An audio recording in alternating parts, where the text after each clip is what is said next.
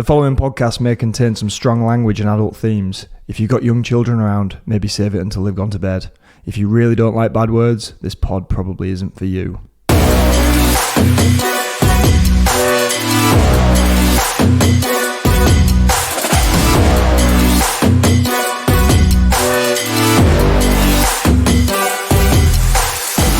Welcome to the Making Up the Numbers podcast.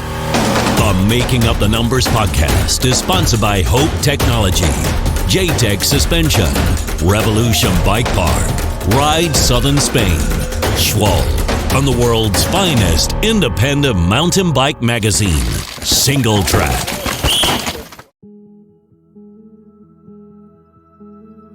Previously on the Making Up the Numbers podcast. It was crazy because I just got to hospital. I just had some scans and waiting for the doctors, and that was probably the only moment where I was like, a friend of mine had to retire from rugby because of a neck injury, and his vertebra had been displaced, and that was starting to go through my mind is how severe this injury is. Yep. And I picked up my phone and I was the last 10 guys to come down, so I started watching. And my fiance and Gaspari from Crank Brothers were down in the hospital with me, but they're waiting on the benches. And I'm in this bed trying to hold my phone, and then I go get all excited, and they come over like, "What's going on?" I was like, "Oh, I finished 10th overall. I'm protected for next season." And they're like, "Well, you're not going to even think about maybe retiring or what?" I was like, "There's no way. I'm 10th. I'm protected. It doesn't matter. Things are good." And it gave me a bit of hope and excitement in the hospital. Being second is it can be hard, especially I think behind your teammates. But I think he's younger and he really appreciating every moment, every good moment. So for sure, in my case, if I finish second behind him, I'm like, fuck it. Because I'm older, I'm 5 years old more than him. So you have less time. Yeah, you have plenty of time to play with. For me, it's not the same. So Fort William's a bit different to everything else on the World Cup circuit. Are you a fan of that track? No, actually, I'm not a fan of it whatsoever. I mean, I think that place is I felt like when I came home, I was like, man, I feel like I was out there at a race for 6 months after being there for 3 days. I was like, this place is just like going to war. The computer tells you everything, but at the end of the day, you just take the fucking brakes off and go fast. It's pretty simple. Yeah.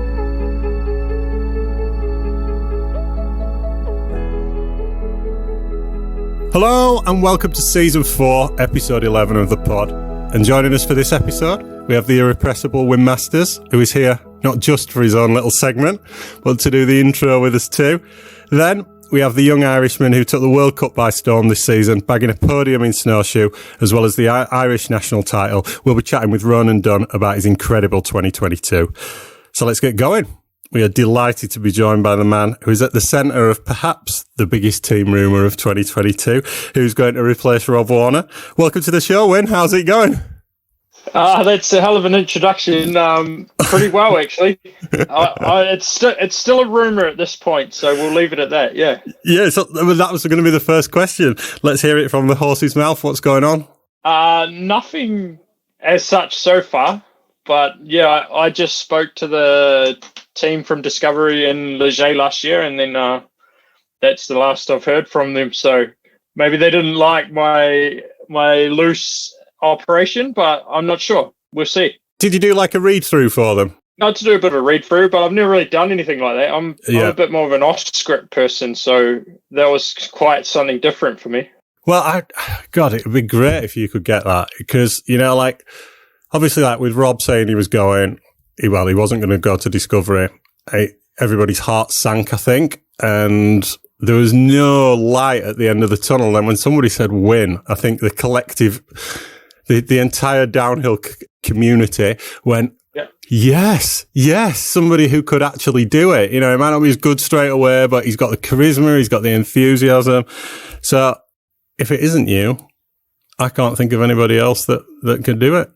I'm not sure who it will be, but at this stage, I'm probably doing some races next season as well. So I don't think it's me, but I told them that I'm racing as well, but I could do something for them.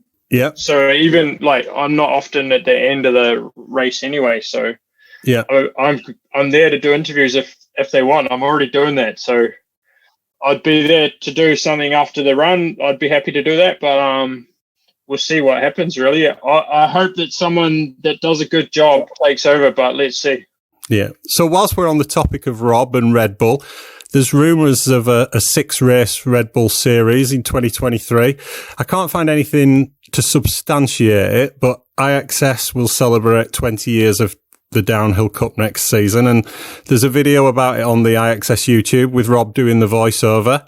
A certain Wim Masters stars in that video as well. It would seem like a good fit for Red Bull and IXS to partner on a series, wouldn't it? I'd like to see something like that happen. We kind of like the IXS series is great, but if partnership with Red Bull on that series would be like take it to the next level, and they've done such a good job to have like kind of a feeder series, and I think that would make it really a series that some riders might even do over the World Cup, at that point. Yeah. So it should be good. Before we get into some other team rumours, the big news since the last episode was Amory's broken collarbone. We all wish Amory a speedy recovery. Not too sure about the eating the eggshells, but get well soon, dude. First question then, Jack. Is he still the favourite for the 2023 World Cup? He's got a lot of time to recover from a broken collarbone, hasn't he? I mean, what are we still 7 months out? It's almost an immeasurable amount of time, isn't it? So, yeah, for sure. Right then. Team rumours.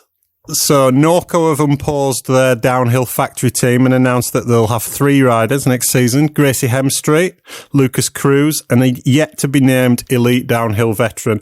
It doesn't sound like that's going to be Blenky, does it? I'm quite sure it's not at this point. Yeah. I would say it's a certain Mark Wallace. Yeah, that's what I thought it might be as well. Yeah.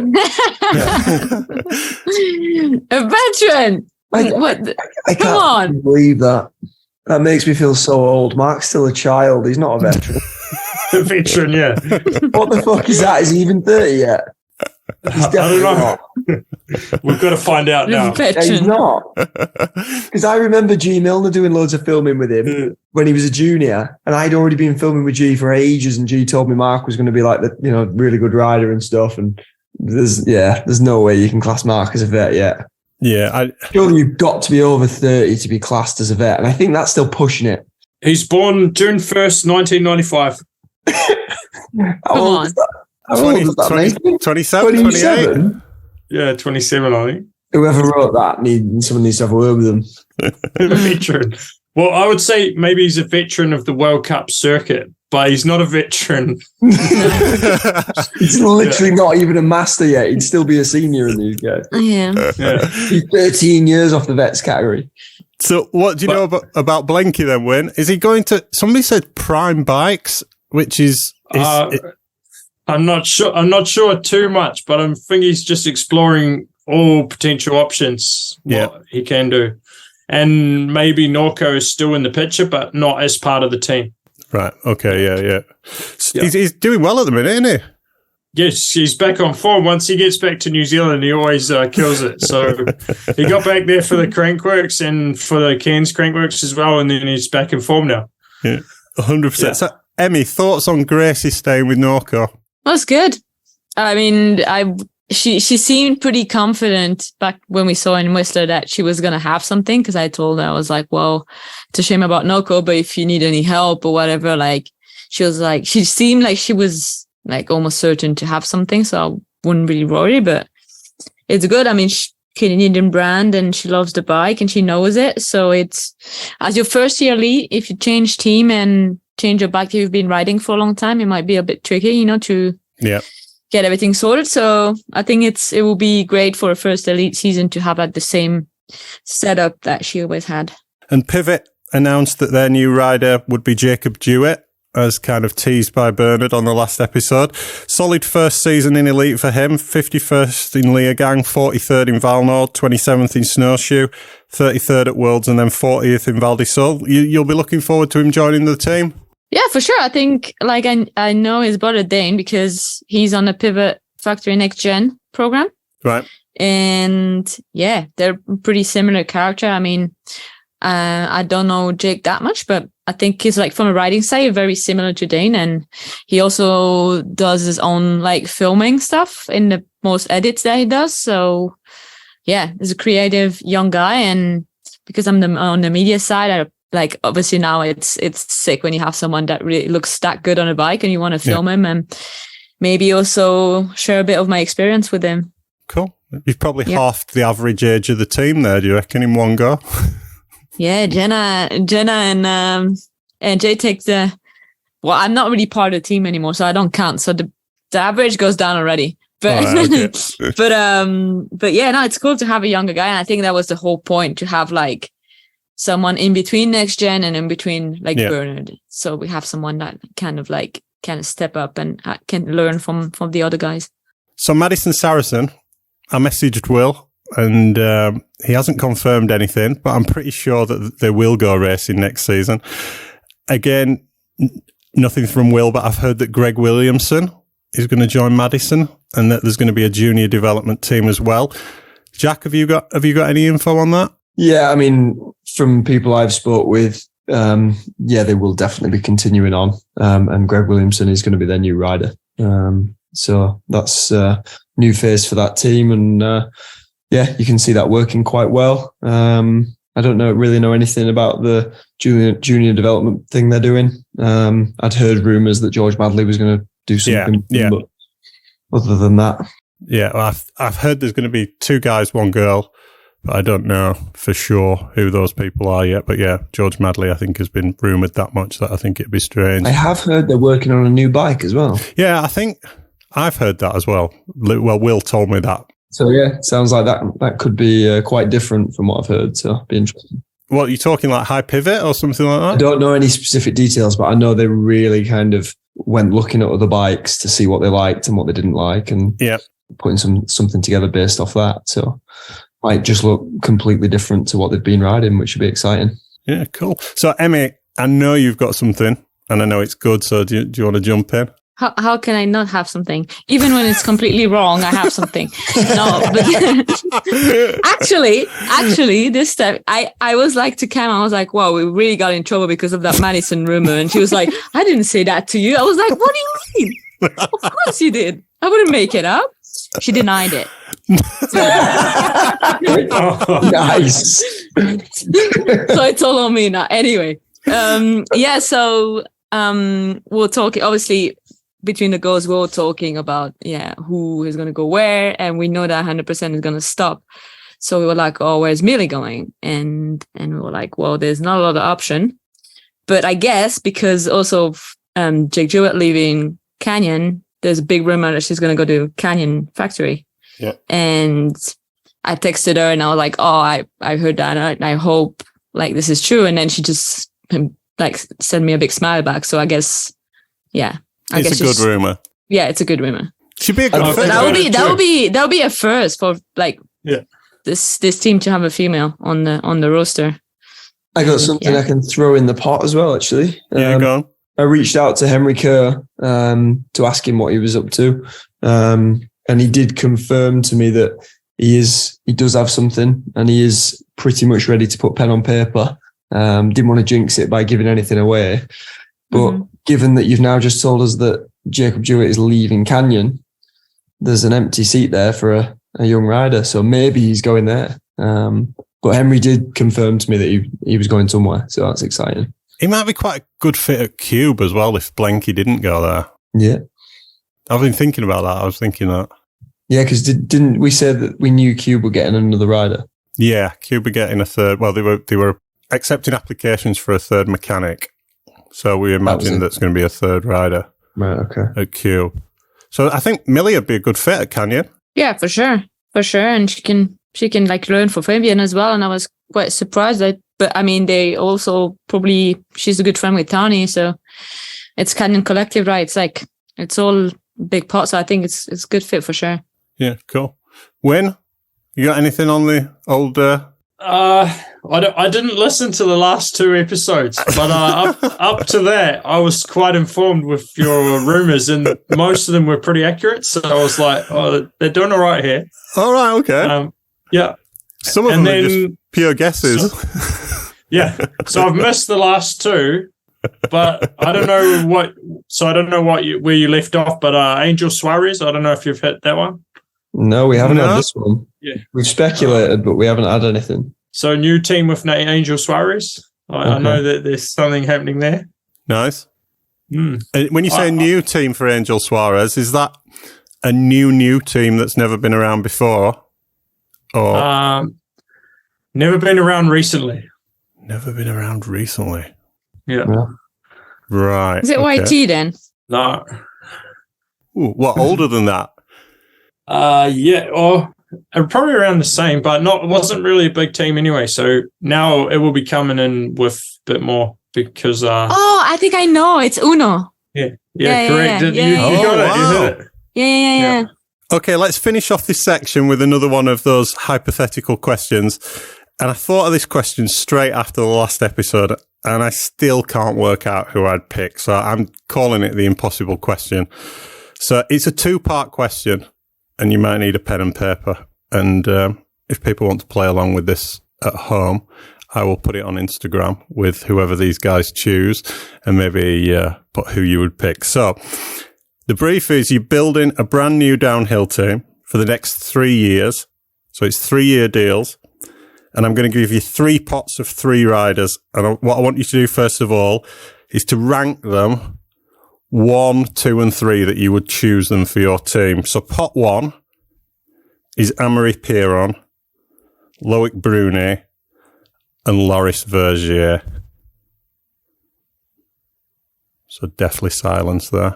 Yeah, you see, when I saw the script, I had a little quick look at this and then I stopped. I was like, as you say, it's pretty much impossible, so I'm not even going to do any homework. So I'm looking at it for the first time now, really just thinking where you just put 1 next to all of them, but you can't. So pot 2, Camille Balanche, Valley Hole, and Miriam Nicole. That one's easier. And then pot 3 is Thibaut Deprella, Jackson Goldstone, and Jordan Williams. See, that one's impossible for me to answer fairly because Steve will kill me if I don't pick number 1. So if it wasn't a 3-year deal, I think if it was just a 1 year, you'd pick Thibaut, wouldn't you? I mean, he's won a World Cup. You'd go with Thibaut on that list. Fair point. So what I want you to do is write a 1, 2, and 3 next to them, as who would be your first, second, and third choice. Have you all done that? Mm-hmm. Yeah. So now, what have you got? Tell me what you've got. Who have you got for pot 1, Emmy? Amaury 1, Loic 2, Loris 3. Pot 2? Camille 1, Valley 2, Miriam 3rd. And pot 3? Thibaut 1, Goldstone 2nd, William 3rd. Yeah. Win? First one is Loic 1, Amaury 2, Loris 3. Yeah. Second one is Valley 1, Camille 2, Miriam 3. Yeah, for win, it's very defensive. Yeah. Well, I'm just going off the age here. It's a 3-year contract. I want younger rider. I must be riding for less than all of them, though. Yeah, I know. Just say. But you just put your back out in the gym, so older age maybe. And the third one was Jordan 1, Jackson, Thibaut 2, and Jackson 3. Wow. Right, okay. And Jack, who have you gone for? So it's almost impossible to choose between Amaury and Loic. So I'm going to go Amaury 1, Loic 2, and Loris 3. I think we've all, obviously we've all put Loris 3, but he could come out and do it. Exactly, that's cheating. He's just not had that finishing touch, has he? But we all know it's there. I'd go same as Emmy for pot 2, Camille, because you can't argue with her consistency. Valley and then Miriam. Pot 3 is so difficult. I think I'm going to have to go Jordan 1, partly because I think he's going to be quite exciting next year with the changes. Jackson 2, because I think there's big things coming there. and then Thibaut 3. But no disrespect to anyone I've put for 3 because it's almost impossible to choose. So that's the easy part done. The hard part is now to build your team. It would be too easy to just let you have your first picks from them all. So you've got to build a team. You're allowed 1 first pick, 1 second, and 1 third. Who's in your team? I'm done. So go on then. Go win. Valley's my number 1. Yeah. Amory's my number 2. And Jackson is my number 3.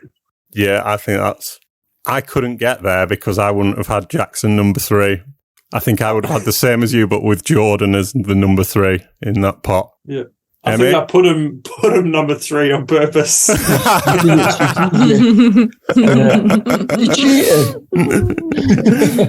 So who are you having alongside Cammy on your team, Emmy?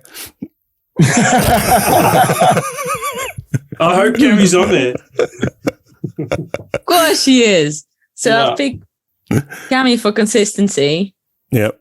Loris, I meant 3rd because I also kind of put Loris 3rd on purpose because he's younger on the other 2, and I think he's also like the age thing again. Gonna do a great season next year. And Jackson as my 2nd.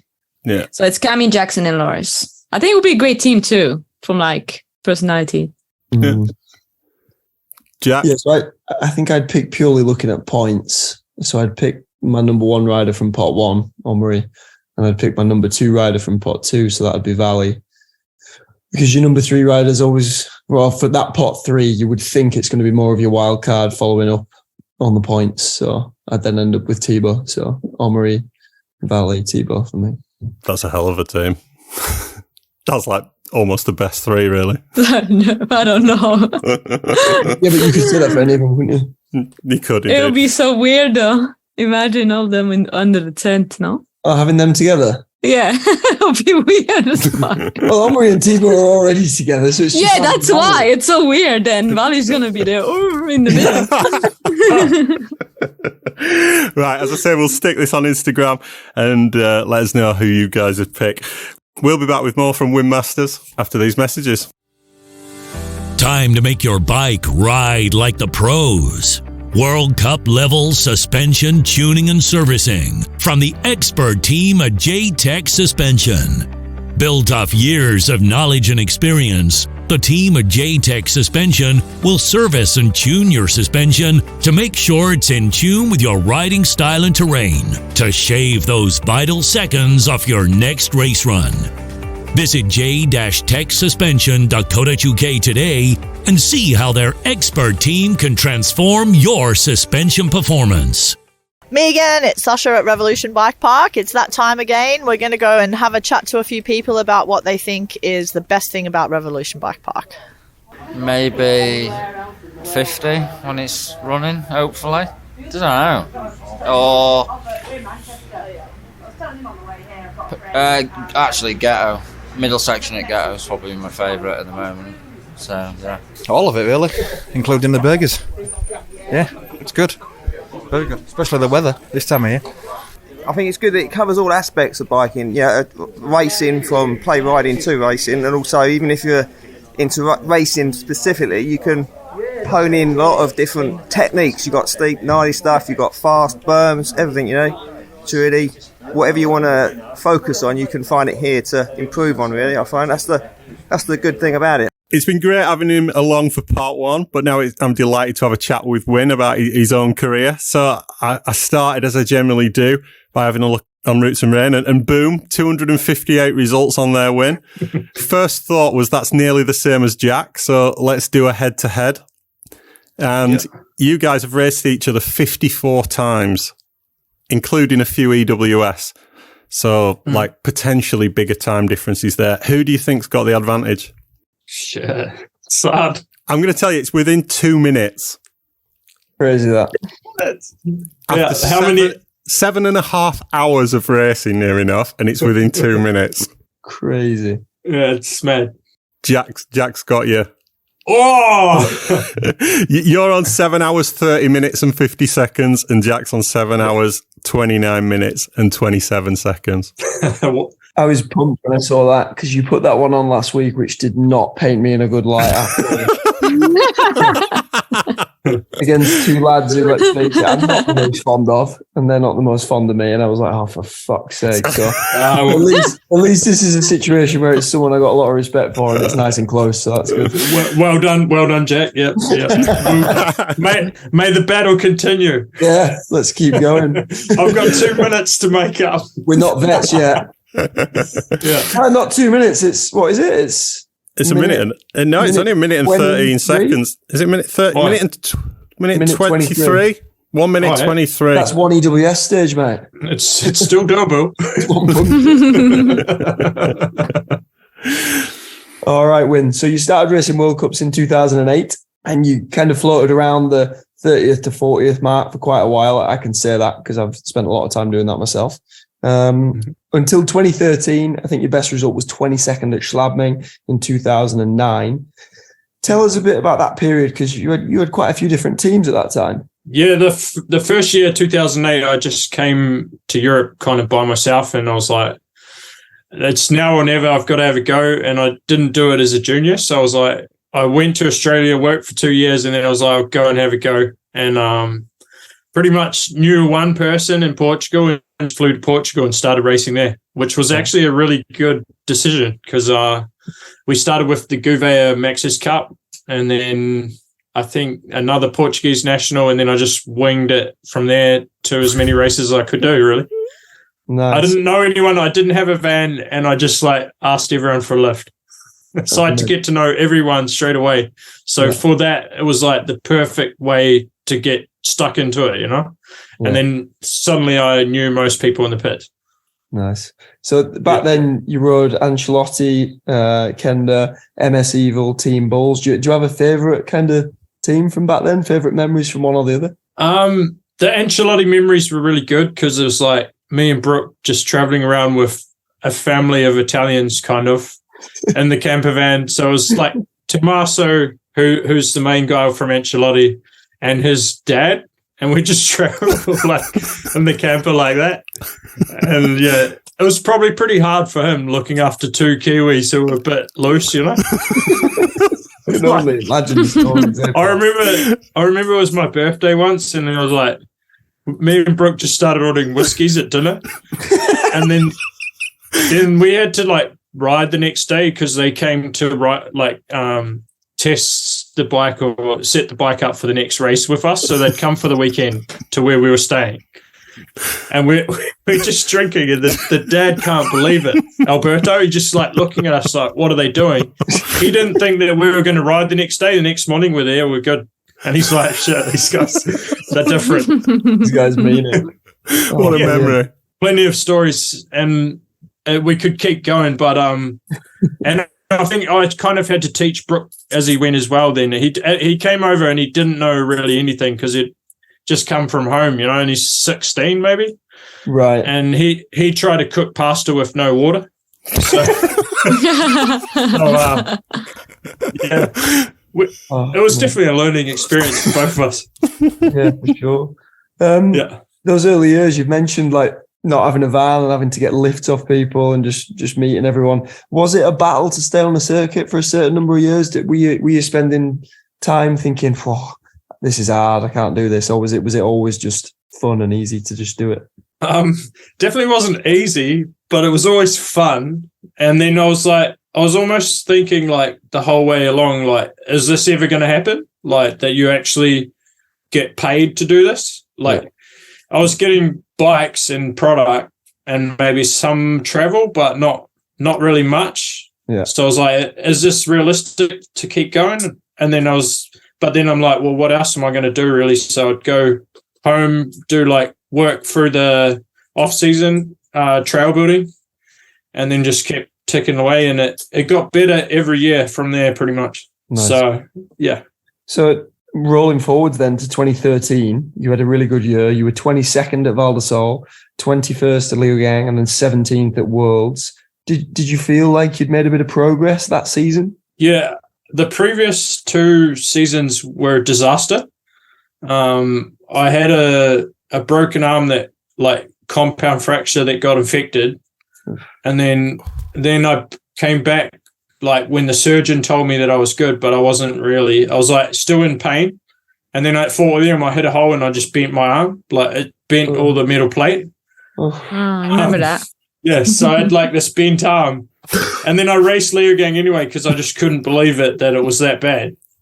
So I was like, this is not possible. My arm's like broken. And I'm racing in Leogang and I was just like telling myself that it's okay, but it wasn't. I still qualified, so I was like, that was good. But I couldn't do any like drop impacts. Like it was every time I was just gritting my teeth.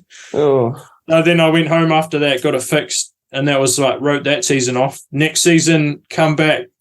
And I just getting good going in New Zealand. And then I broke my handlebars and it broke my wrist, scaphoid. And then the bone died. And another year gone. And then I got pretty lucky that Mitch Delfs didn't take the Team Bulls ride. And Mad Dog Boris called me up and said, do you want to ride for Bulls? And I was like, for sure. It's the first time I'd ever been paid. I'd done 2 seasons that were really bad. And then I got put onto this team where I'm getting paid and getting a bike. And I was like, well, let's go. Yeah, for sure. Yeah. So that arm, that must have hurt like hell. Yeah, I would say so, yeah. It was like every drop in the track, I was just gritting my teeth. And then I was in my race run at Fort William and I hit the hole. So I just hit a hole and when you like brace to not go over the bars. Yeah. And my arm, I felt my arm just go good. Oh my God. And then I'm like, well, you're in a lot of adrenaline at that point because you're racing. So you're like, I went all the way down and then I like look at my arm, it's like good. Looked like a banana. Oh God. Yeah. And then I send the surgeon the picture. The X-ray looks like that. the plate is like looking like that. I still got the plate at home because they took it out. So I was like, yeah, I've got to keep that. Oh my gosh, yeah, not good. But got past that. Yeah. So moving into 2014, you took 8th at the Garbanzo DH at Crankworks in Whistler, which is a longer race for anyone who doesn't know. That one's around 12, 13 minutes kind of length. At that point, did you start thinking you might be better at longer discipline races, or was it not something that came into your mind? Yeah, I was always a bit more endurance than sprint. So yeah, I was always like wanted to do the Garbanzo race when I saw that there was this real long race. And when I used to do trailboarding, we'd do like massive runs on our way back home from work. And I just kind of kept doing that and I enjoyed that. So I was like, yeah, probably longer discipline was better for me. But then I guess in 2015, I went to more in some enduros as well. So yeah. So the opening line on your Instagram profile is living the dream. I don't know if you remember that, like nobody checks what their Instagram profile says. I don't remember. You could just write that one morning. But at what point did you think, I'm probably not going to be a Minar here winning, 4 world championships. I might have to think of another angle. Did you consciously think of that before you started Win TV and things like that? Yeah, quite possibly already like realised that maybe at the 2006 4-cross world champs that I was not a great winner. When I crashed, like I think in both races, it's like pretty gnarly crashes. And then I was like, well, I'll just do it my way and how I can do it, I think 2009, I remember I got back from the season and I started working, and then I bought a laptop and a camera. And then from there it was doing my own videos and then just progressed from that. So yeah, 2015, you mentioned you went to like some longer events like Crankworks Enduro and AWS in Glentress. Mm-hmm. And you get pretty good result there, like a 3rd at Crankworks Enduro and top 15 at AWS. So did that give you a lot of confidence? Because straight away after you got 11th at Fort William, which was like an amazing result. Yeah, I think 2015, everything was just like easy. It was all kind of clicking. Bulls didn't have a very good enduro bike, and like it would last me like 2 weeks, I think, every frame. So I convinced them that I could ride a blacked out Santa Cruz, which worked in my favor quite well. Yeah. I got the Santa Cruz like 2 days before the Rotorua WS and just got it built up and then did the race. And I was like pretty keen on that race. So I was like not sure how well it was going to go, but to end up on the podium was a dream. And like there was like this gnarly big hip jump on the bottom of the last stage. And I think myself, Blinky, Cedric tried it, encased it, and Mitch Rapalato jumped it. And if I didn't do that, I wouldn't have got the third. Justin Leov was like less than a second behind me, I think. Right. So I sent this scat the first time. I didn't do it in practice. Blinky did it in practice, and I was like, well, if he did it, I have to do it.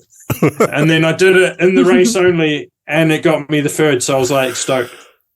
That's so cool. Yeah, that's cool. That's cool. Yeah. So tell us a bit about your training for EWS. So do you think all that bike time that you get, because I see Ed train as well, and I see all the bike time that he gets, does it help you for downhill races?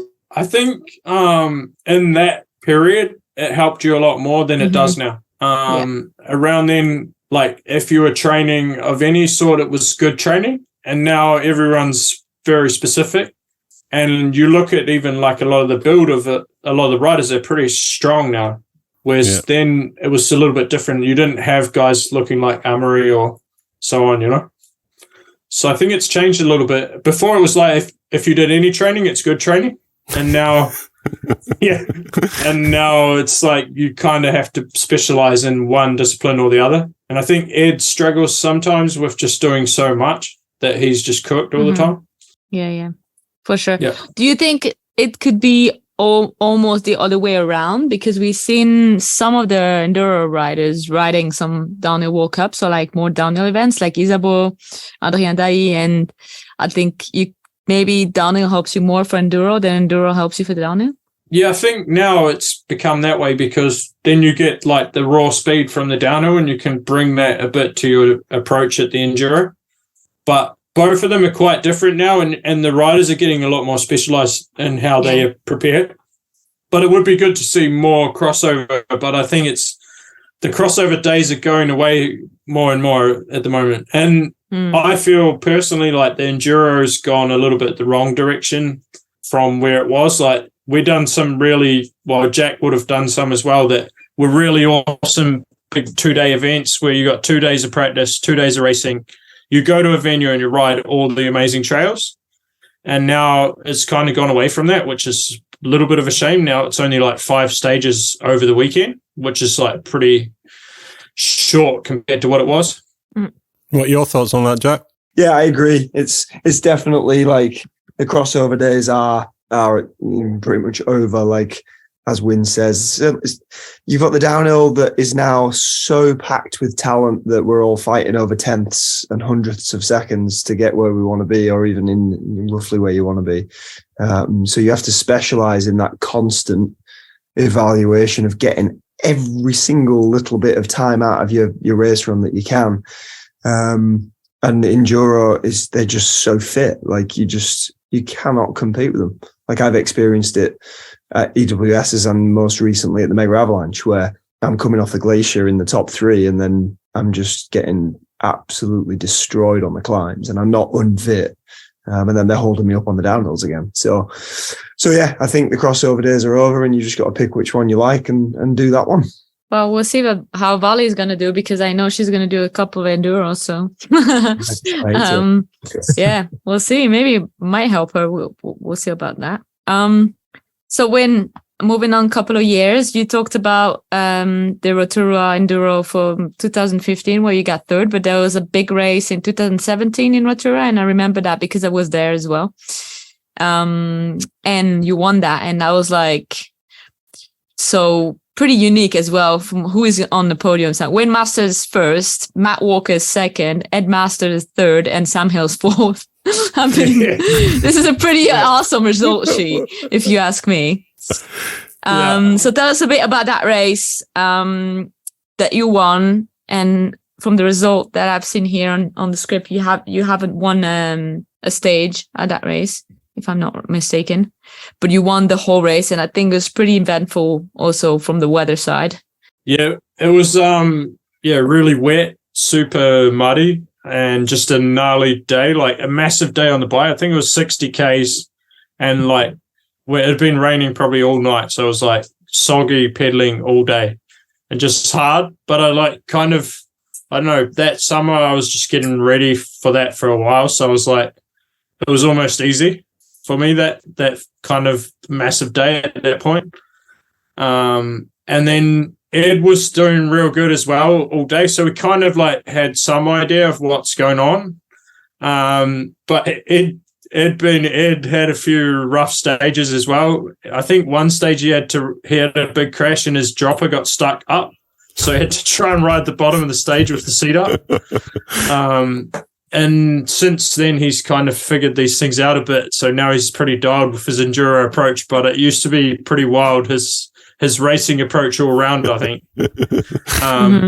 So it worked in my favor, and then I managed to get the win, and it was an all-Kiwi podium with Sam Hill fourth. So it was a pretty epic day, and to do that at home, like whatever anyone wanted to say, it's still like you're winning your home race. I think Nico Vullier sent me a message and said it's bloody hard to win at home, so well done. So I was like, that was pretty sick.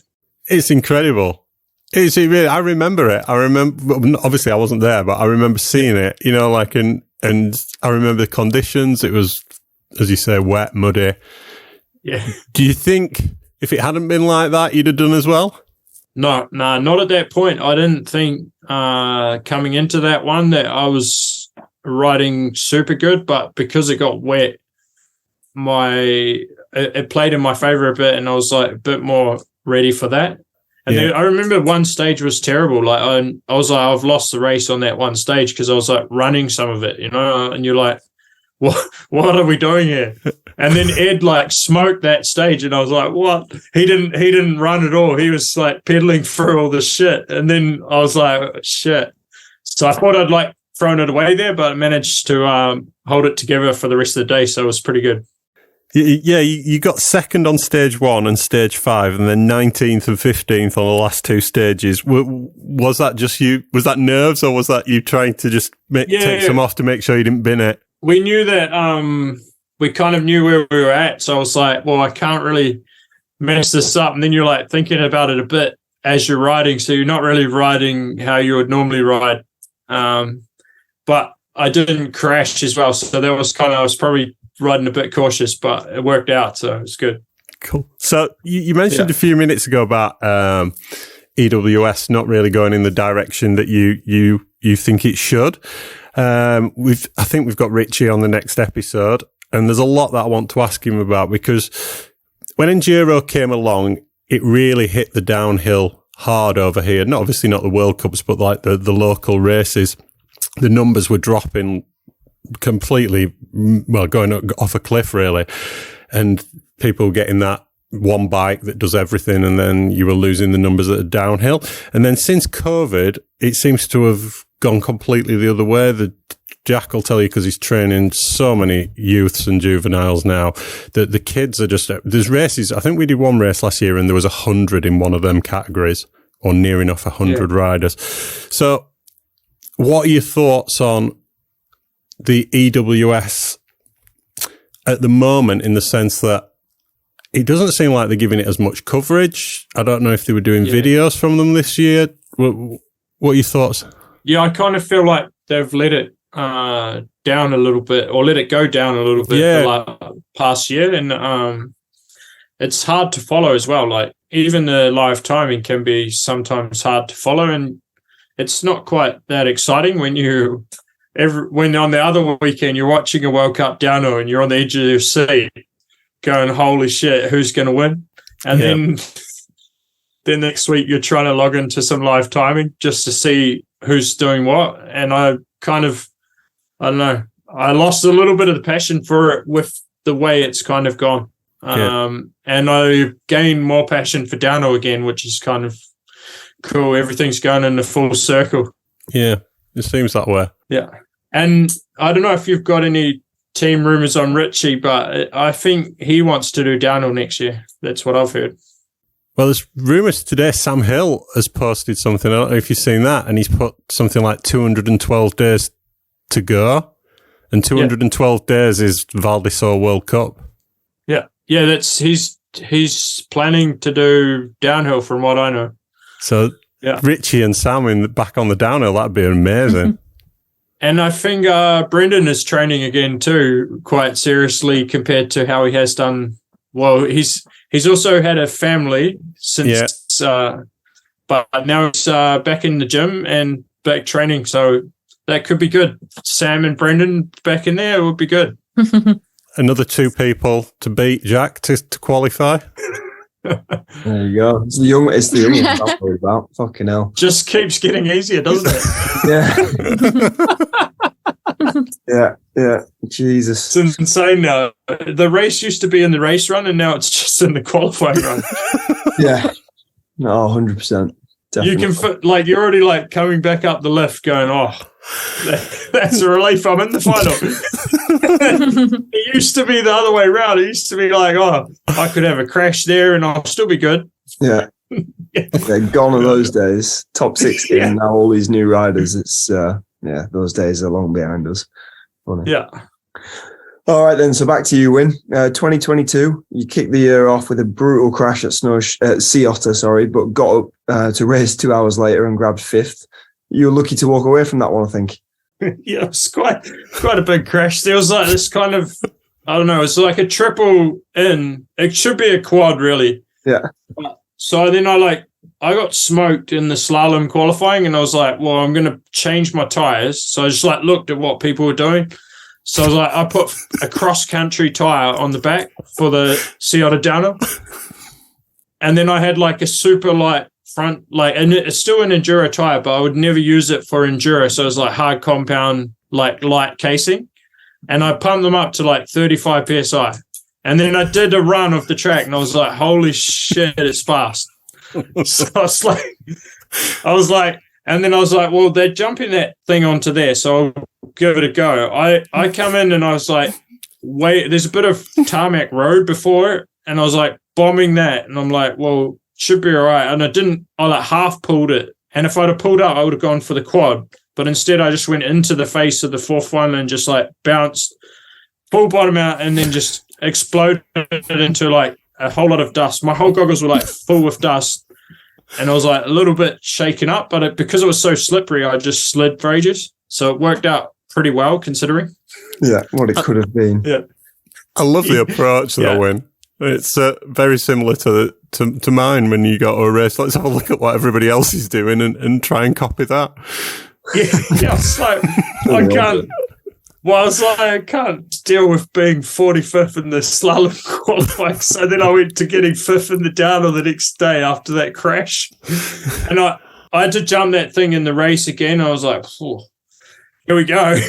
So did you go for the quad in the race, or did you just... No, it had quite a strong headwind. So it couldn't get the quad in the race, but in the practice, there was no headwind, and I would have got it easy. I was like, if I'd have pulled then, I would have been fine. But then I was trying to go into the middle, so then it didn't quite work out very well. But it was a story to tell.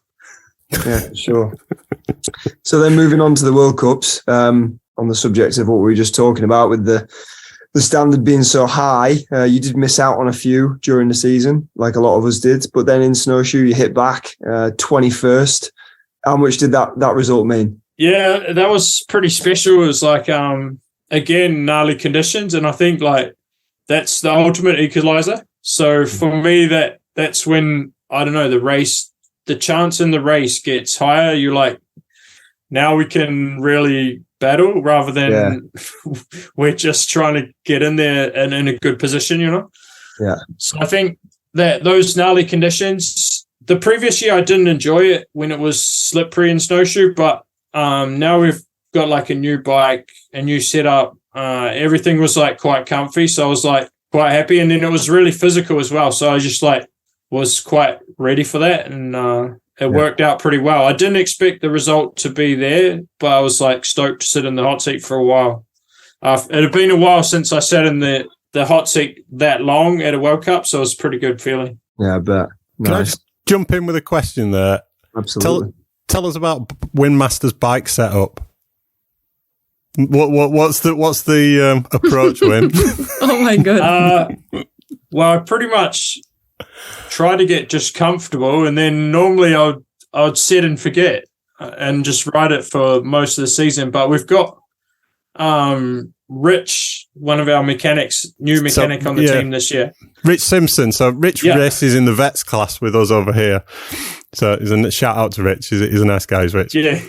Yeah, Rich is pretty into his suspension tuning. So he's been, I don't know, directing me a little bit more than I direct myself. And he would help Ethan. I would see what works with Ethan, what works for Ethan, and then we'd kind of follow things a fair bit.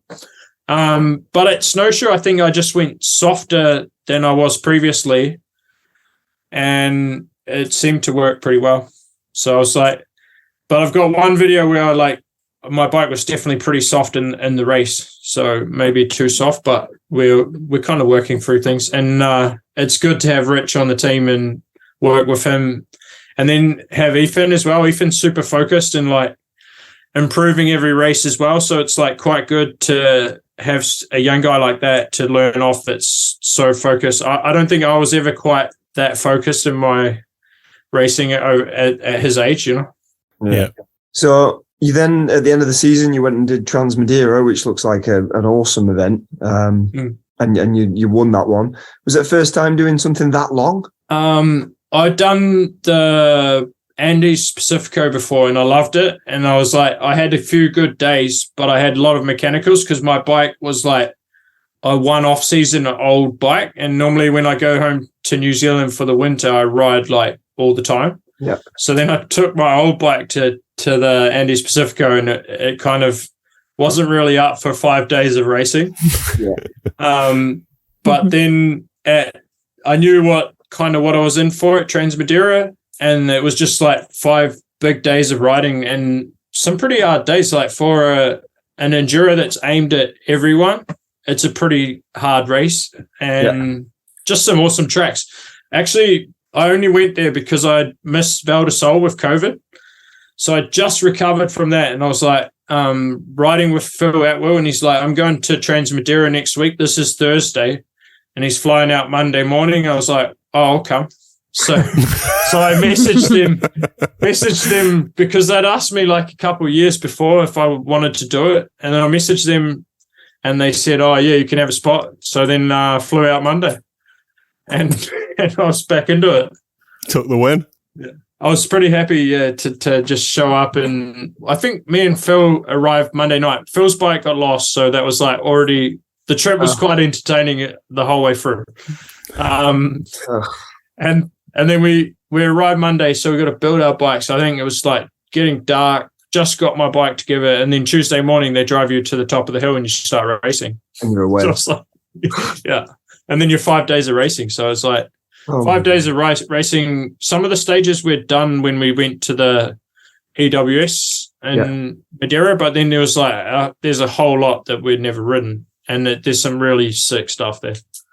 Yeah, for sure. Amazing, Brian. Yeah. How did you approach the blind racing? Did you just kind of sit on an 80%, or did you do some fast stuff? I quite like blind riding. I think more enduro should be blind. It's a special thing for riding a track you've never ridden and trying to go really fast. It's it's quite exciting, you're trying to focus 100% and just predict the track. And the better you get at kind of reading it, of course you get some moments that were sketchy, but I just try and go pretty good pace and just see how it works out. Yeah, for sure. So you then went on to finale for the EWSE. Are you keen on these technical uphill sections they're putting in at these races now? If I was about half the weight that I am, I'd be quite keen on them. But since I'm sitting around 90 kilos, I don't think I'm that keen on them. No, yeah, for sure. But Richie was pretty impressive in that race. He could have won that race if he didn't crash on the last stage. But he was also on a new generation engine, and I think there's quite a lot of technology in the engines in that sport as well. So it's bringing a bit of motorsport and also a bit of horse jockeys to mountain biking. Yeah, definitely. Yeah, I remember back in 2000 and what was it? It was 2020 when I told you I was doing the e-bike world champs at Leogang, and you just laughed at me. And you went, "What bike are you on?" I went, "Oh, on the Commensal." You went, "What, with the old Shimano motor?" I went, "Yeah." You went, "You're gonna die," and you were right. And I snapped my chain on the first lap. Practice was really fun, and then snapped my chain on the first lap. I was like, "Thank fuck for that! Get me to the bar," because I was in I think I was fourth from last by this point, and all the little guys had just gone. Yeah, I remember I did the first e-bike, cross country in Montserrat the year before, so I had a bit of a clue on what was going on, and I spent the race battling with Loic's dad. So I was like, okay, there's a bit of a difference in some of the motors. And actually, Loic's dad had a huge crash because I was like cheering him on so much from behind, and he went straight over a berm. Oh, geez. But Loic was like, "Yeah, you shouldn't be riding around behind my dad." Yeah, no, for sure. But one of my friends is like not really serious, but I guess pretty serious, and she's like Bosch sponsored as well. And she told me like, if you literally have a track that's not technical enough, like the lightest person in the field is gonna win. Yeah, with the same motor. Like weight makes such a big difference. So yeah, it's pretty crazy. But yeah, they're like developing so much different modes and stuff like every time. So yeah, you're definitely right on that one. It's like mine and Jack's go-karting the other week. There's no wonder I come last, Jack, when I'm 40 kilos heavier than everyone else. There's your excuse, mate. I think we should have known at the time. Yeah, I'm interested to how they will develop that discipline for it to become any sort of thing that's mainstream, or if it even does. Like it's hard to say. Yeah, yeah. So let's talk a little bit about the Privateer Award. We all know it's like a very personal topic for you. How did you come to the idea? How did you start it? I listened to quite a lot of motocross podcasts, and the Pulpy Mix podcast was doing quite a lot for privateers. I was kind of like, some people have done like smaller things where they had, I think Vital with Sven did like a Privateer of the Year award at one point, but I was like, why don't we have something like this every race? And I was already doing the Win TV videos, so I was like, may as well try and get some money to give to the privateers, because some of them, you can tell who needs it and who doesn't when you give them the award, just from the reactions. But sometimes you're like, just giving them even whatever it was, started off with 500 euros, I think, and now it's up to about 2,500. And just seeing the reaction of the person, it can make such a difference. Like, if I'd have got that when I was racing in 2008, it would have kept me in Europe for probably another 2 months or 3 months. So like, I thought you were going to say it kept me in whiskey for yeah, probably in the whiskey as well. Yeah, but cheap whiskey. Yeah, but yeah, it just would have kept me racing more, and I would have done more races. So it's like, it's just trying to help those people to make it that are actually doing well as well with not much. Yeah. So yeah, kind of built that to a point where it's doing quite good each season now, and a lot of people like to support it themselves as well. Like, get a lot of people coming by, giving me cash to the pit. They'll bring cash, or they'll donate through the GoFundMe, and then we get that. You just kind of like feel like you've helped someone to achieve their dreams, and it's sort of that's what everyone wants to do in the long run anyway, you know. Yeah. So it's cool. Yeah. So talking privateer, and obviously the change of like broadcaster and all the changes is gonna happen next year, but also in the next few years. There's been a lot of rumors about ESO maybe try to like, maybe not next year, but like in the long term, to reduce the number of riders and like make it harder for privateers to compete. So what are your thoughts on that? I think it's a shame, because like our sport's quite accessible. Like, if you did motocross, you can't just put your motorbike in a box and fly to the other side of the world and race. In our sport, you can do that. So say you got to be the best in your country, New Zealand, South Africa, wherever, you can then get your bike in a box, go to the other side of the world and get into the race because you've probably got UCI points and have a go at the top level. And it's like, that's quite cool. And then the stories that you get from the people that then go through that and make it to the top is pretty cool. Like, I'd rather back the underdog sometimes than back the favorite, you know, like I'm definitely a fan of the underdog, and it makes a good story because you tell what they've done to get there. Like, they've not been a junior that's been spoon-fed through a factory team the whole time, and they've like gone there and done it themselves. So it's quite a bit, I don't know, it's like rewarding to see that. So those people succeed, you know? Yeah. And I think people at home want to see that too. So it'd be a shame, but if there was a good feeder series, then potentially it would work. But the feeder series would have to be very good for that to work. So I've heard that maybe obviously next year there's not going to be a lot of changes, but I think there's a big focus of ESO to try to like develop a feeder series. That's what I've heard. But we'll see if they actually do that or just say it, because there's been a lot of talking, but I don't know if there's been a lot of proof that anything is going to be done. So yeah, we'll see. Yeah. We'll see about that. But then people might end up in this Red Bull series if that's a thing as well. Yeah. So you might have riders that get dropped out by the cut in numbers. They might end up in the Red Bull series. Who knows what the Red Bull series becomes like? So it's kind of so many questions at the moment whereas no one really knows the answers to many of them. So it's like quite an interesting time. We've never been through a time like this in the sport. Yeah. Definitely. So we mentioned earlier that you were on a different team almost like every season in the early part of your career, but now you've been with GT since 2016. Yeah. And obviously GT is synonymous for a good time, so I think it's a pretty good fit for you.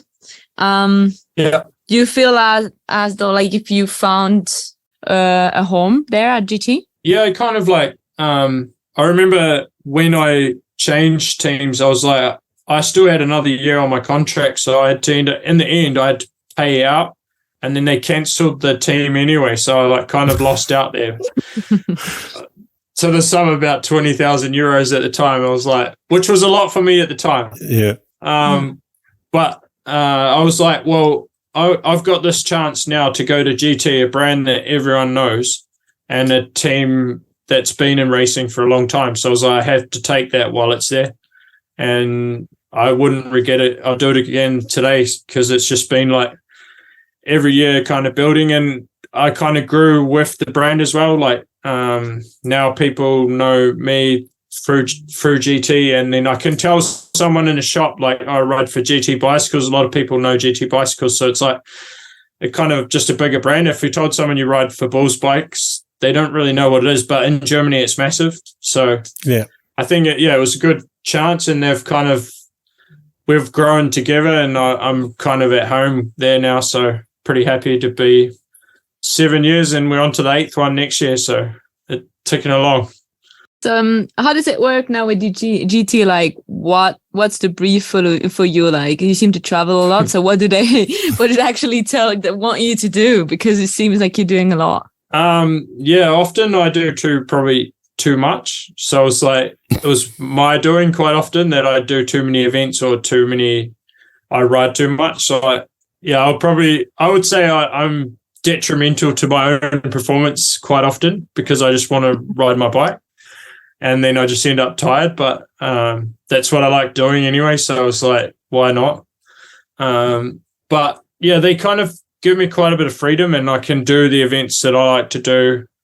Like I didn't really even tell them much about Transmadeira, but then I went there from 3 days later, you know? So I'm able to do the events that I like doing, and I follow then all the downhill World Cups. That's like the main focus, to be there, do the videos there as well.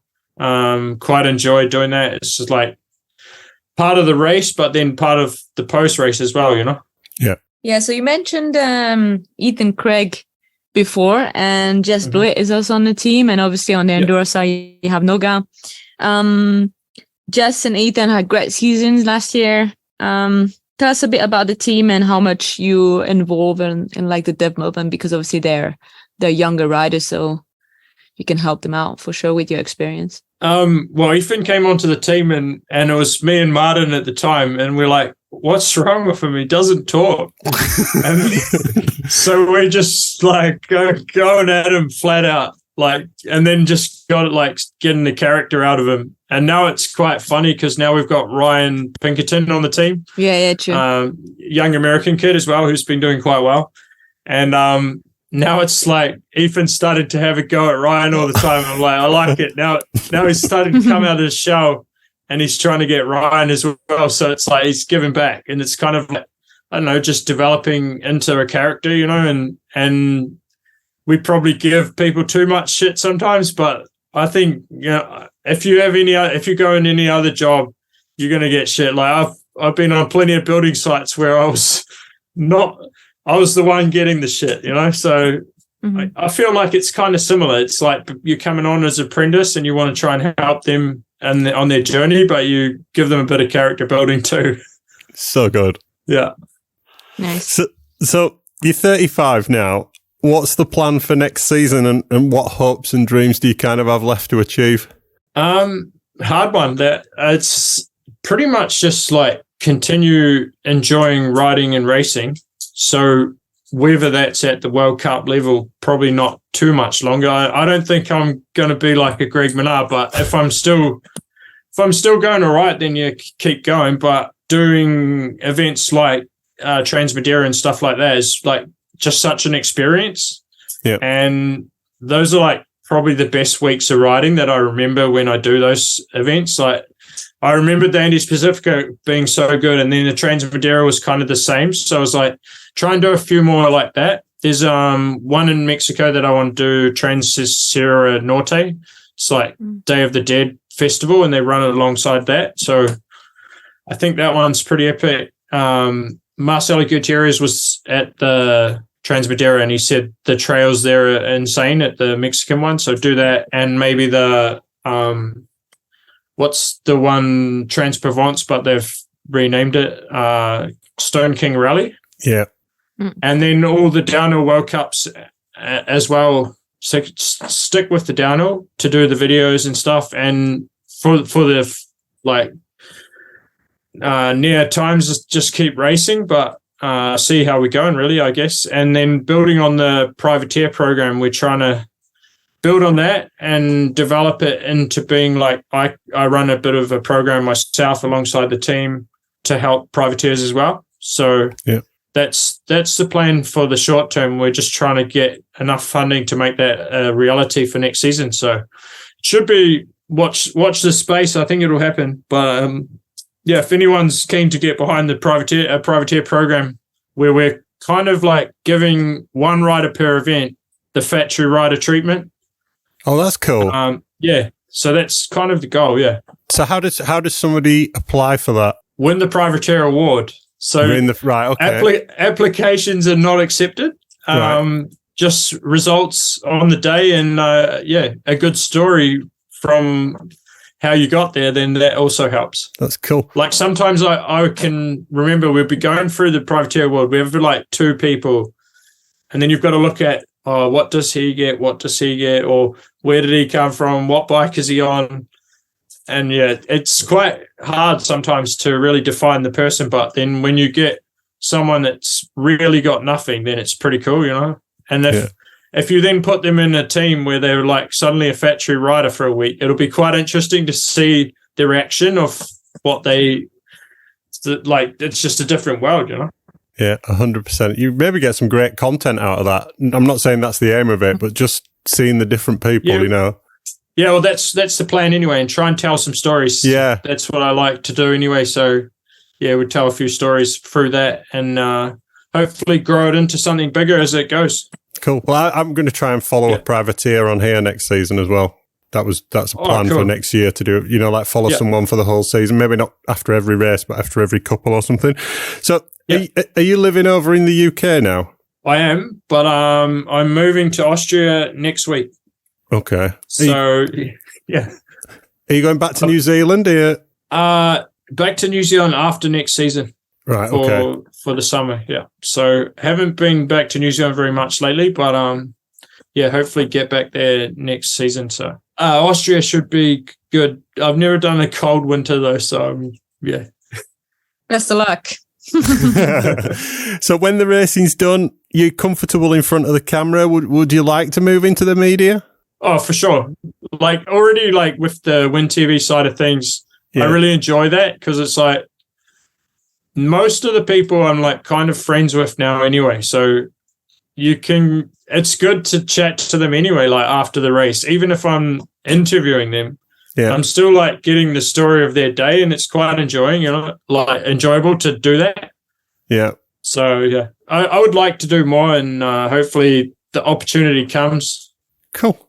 But otherwise, if it doesn't come with Discovery, well, then I'll be living in Salzburg, so Red Bull's there. So right on the doorstep. Yeah. Well, look, thanks for coming on the show. I don't think I've laughed as much in an episode before. I think that's the new record for it, and it was just as entertaining as I knew it would be. So best of luck for next season, Win. Yeah, thanks very much.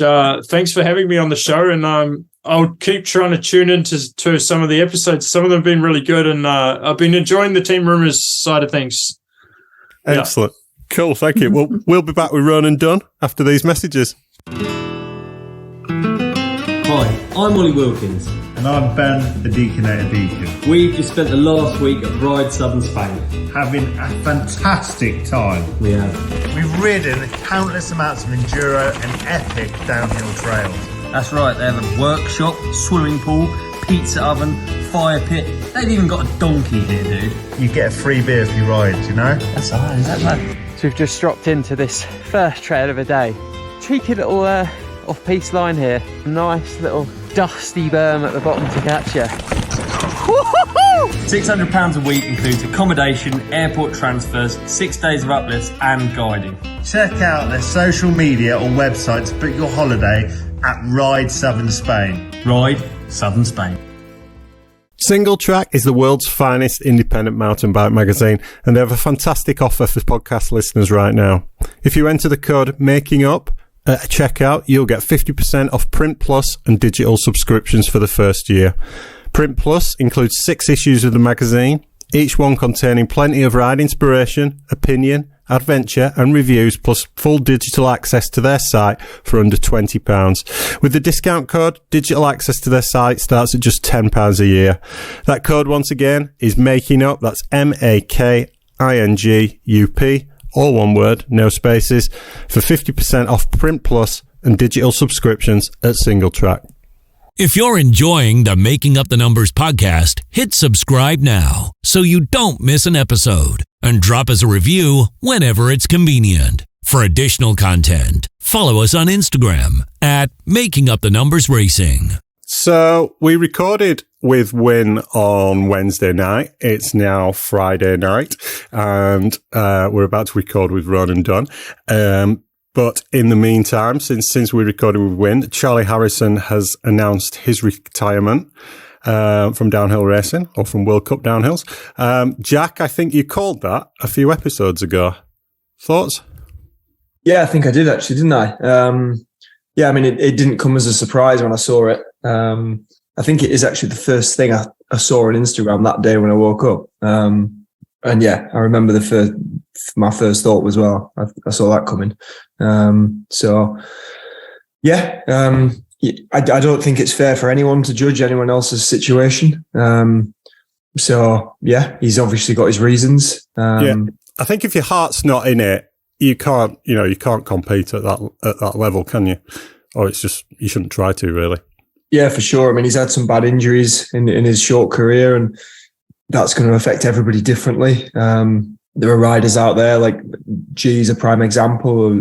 No matter how hard you hit that fella, I think you could run him over with a truck and still get back up and crack on. And then you've got other riders, Reece Wilson's one of them, who are a little bit more susceptible to bumps in the road. And I think you summed it up with, if your heart's not in it and you don't want to do it anymore, then it's a very difficult thing to carry on doing, because it is an extreme sport and it does push you mentally and physically to the whatever levels. So yeah, I certainly wouldn't be one to judge, and I I would recommend other people don't judge either. Just wish him all the best with what he does now, really. Excellent. And also, I've just noticed that Mariana Salazar is starting her second round of chemo today. So I just want to give a big shout out to Mariana and to keep fighting. And be great to have her on the pod, wouldn't it, Amy? She good English? Yeah, for sure. She was on the doorbell team for years, and I think like she's English is awesome. So it would be great to have her, and she's ready to talk about what she's going through right now. Yeah, I'll drop her a note after this, as soon as we finish recording this episode. And the final thing I just wanted to mention, we talked off air that Camille was taking her trailer test in the time we were off. How did she get on? Oh yeah, she passed, but apparently it was harder than she expected because it was very early. It was like at 7:20, and she had to take a lesson before, and it was like pitch dark, and she never drove the trailer in the dark. Right. So it was kind of like harder, and she started to like make mistake, and then she was like, "Oh my god! Like if I drive like that, the test I'll just fail." But then apparently the expert, so the guy that's passing the test with her, was the same. He told her that he passed my driving test with me. Oh right, okay. In 2006. He remembers it then. Yeah. So he was like, "Oh yeah, you're the one that's biking." Oh yeah. Well, he was apparently is one of the nice ones. So yeah, she passed. All good. Excellent. Well, congratulations to Camille. And I am delighted to welcome on the show the young Irishman who's made a real name for himself at the World Cups this season, Ronan Dunne. How are you doing? Yeah, all good. Nice to be on the show. Big fan of it anyway. I've been listening a fair bit. So. Thank you. It's our pleasure. So tell us a little bit about what you've been up to this week, because you've literally just landed back from London. Yeah, so busy enough week. I was over in Birmingham just doing a test day with Alan Mille, just like simple going through gym sessions and taking bloods and actually seeing how fit I am on a bike, which surprisingly wasn't as bad as I thought it'd be, considering I don't pedal uphill much. And then that was all good. And then we headed down to London for a meeting with Red Bull in their like HQ spot, just for Hardline next year, just discussing what the riders kind of want and what changes and all. So yeah, it's pretty sweet. It was good crack with the lads. So excellent. So you were with Charlie Hatton and a few of the guys who've been with Mille for a while. Yeah. How did your gym results stack up against Charlie? I say on the old pedals now, I'd say Charlie got me by a fair bit. But the rest, yeah, I was happy enough with the rest. It's more just form is kind of, because I'm not used to doing all that actual training for bikes. Usually just simple gym stuff, like just bench press. That's about it. Yeah. It's usually my training. So it's pretty weird to start doing like proper stuff now on the bikes, like for bike specific. So it's pretty sweet. Yeah, it's cool. You might have quite a big room for improvement there. Yeah, like last winter I didn't have an enduro bike, so I literally just rode downhill bike the whole time. So I was kind of like, my fitness wasn't the best, so it was more just kind of upper body strength kind of kept me going. That was about it. So I was looking back at your early results, and is this right? In your second ever race, you became national champion. Yeah, in 2016. It was like a close enough race to my house, because I think the first race I did, I like minced myself like 3 times in my run, just fucking smoked into a few trees. And then the next one I was like, sounds out of character. No, I was good crack, and I was like, I think I got a new bike then before the second one. Yeah, and I somehow managed to win that against Chris, who's my teammate now. Yeah, he wasn't too happy then, because I don't think he took that well. So 2016 national champ, 2017 national champ, and I'm looking at all these results, and there isn't a single double figure finish. Yeah. Then there's a run of 6 first places in 2018, and then you come over to Britain. All those races were in Ireland, and then you come over to Britain and race the 2018 national at Bala, seeded 7th and finished 15th. Was that like, I'm going to have to find another gear here? Yeah. So first race out of Ireland. So it was good fun. It was cool to see like all the actual competition, like the proper boys. So that was pretty sweet to see. And it pissed rain as well. So it was like a bit of a slop fest, which was fucking mental. I think we crashed like twice in each run, but it's still a good crash. I was in that race, so I remember it well. Yeah, Bala in the mud is an experience. Yeah, and that grass section is at the end as well. Fucking ice rink, just. If I remember right, it was the same weekend as MUTN, and I remember seeing all the pictures of how muddy it was back home, and we were like, "Oh, thank God we're not there." We had a few races in a row at Bala where it was nice on the Saturday, like belting sunshine, and then rained overnight, and that's just like, because I remember going up in the Land Rover to one of them, and riders were coming down, and everyone was asking for snips to cut the mud guards off because you couldn't get beyond like when you come through the stumps in the middle section. That was just like you couldn't ride it. You just couldn't. Yeah, you know it's bad then when you're taking off the mud guard. That's like Leo gang stuff. It's Leo gang territory for sure. Yeah. All right, so I was going to throw this in the intro because it's obviously we've been doing some team rumours speculation, which everybody's enjoying. And there was some speculation we had a week or so ago that you were going to be moving to the Athertons. But then a week ago, I saw you in Portugal and you cleared things up for me. So rather than me spill the beans in the intro, I'll let you kind of tell everybody what you're up to next year, because it's not what we thought, is it? Yeah. I was, a few people a few people said Athertons as well. And I think it's more, I just go over to the pits a lot. I'm always at the pits talking shite with the lads, like with Andy, Charlie and Jimbo. Yes, I'm sticking with the team Continental New Proof for another 2 years anyway. That's guaranteed. So it's pretty looking forward to it. Nice. And you were telling me you're pretty excited to be staying with that nice family feel to the team. You all look after each other. No, yeah, it's gonna be pretty sick, and stay with Continental as well. Like the tires, like they're doing the job properly, and the way they have the brand, it's like all the teams are kind of one big team, like with Pivot, Atherton, Pink Bike. It's pretty cool to stay with that. So and plus staying, it's good, and like New Proof, they know how to build a bike anyway. The new carbon bike it's going well, so more than happy to stay on that. Perfect. All right, well, let's dig into it then. 2019, first year junior. You did 3 World Cups, but you didn't qualify for any of those. How far away at that point did the dream of getting a World Cup podium feel like it was?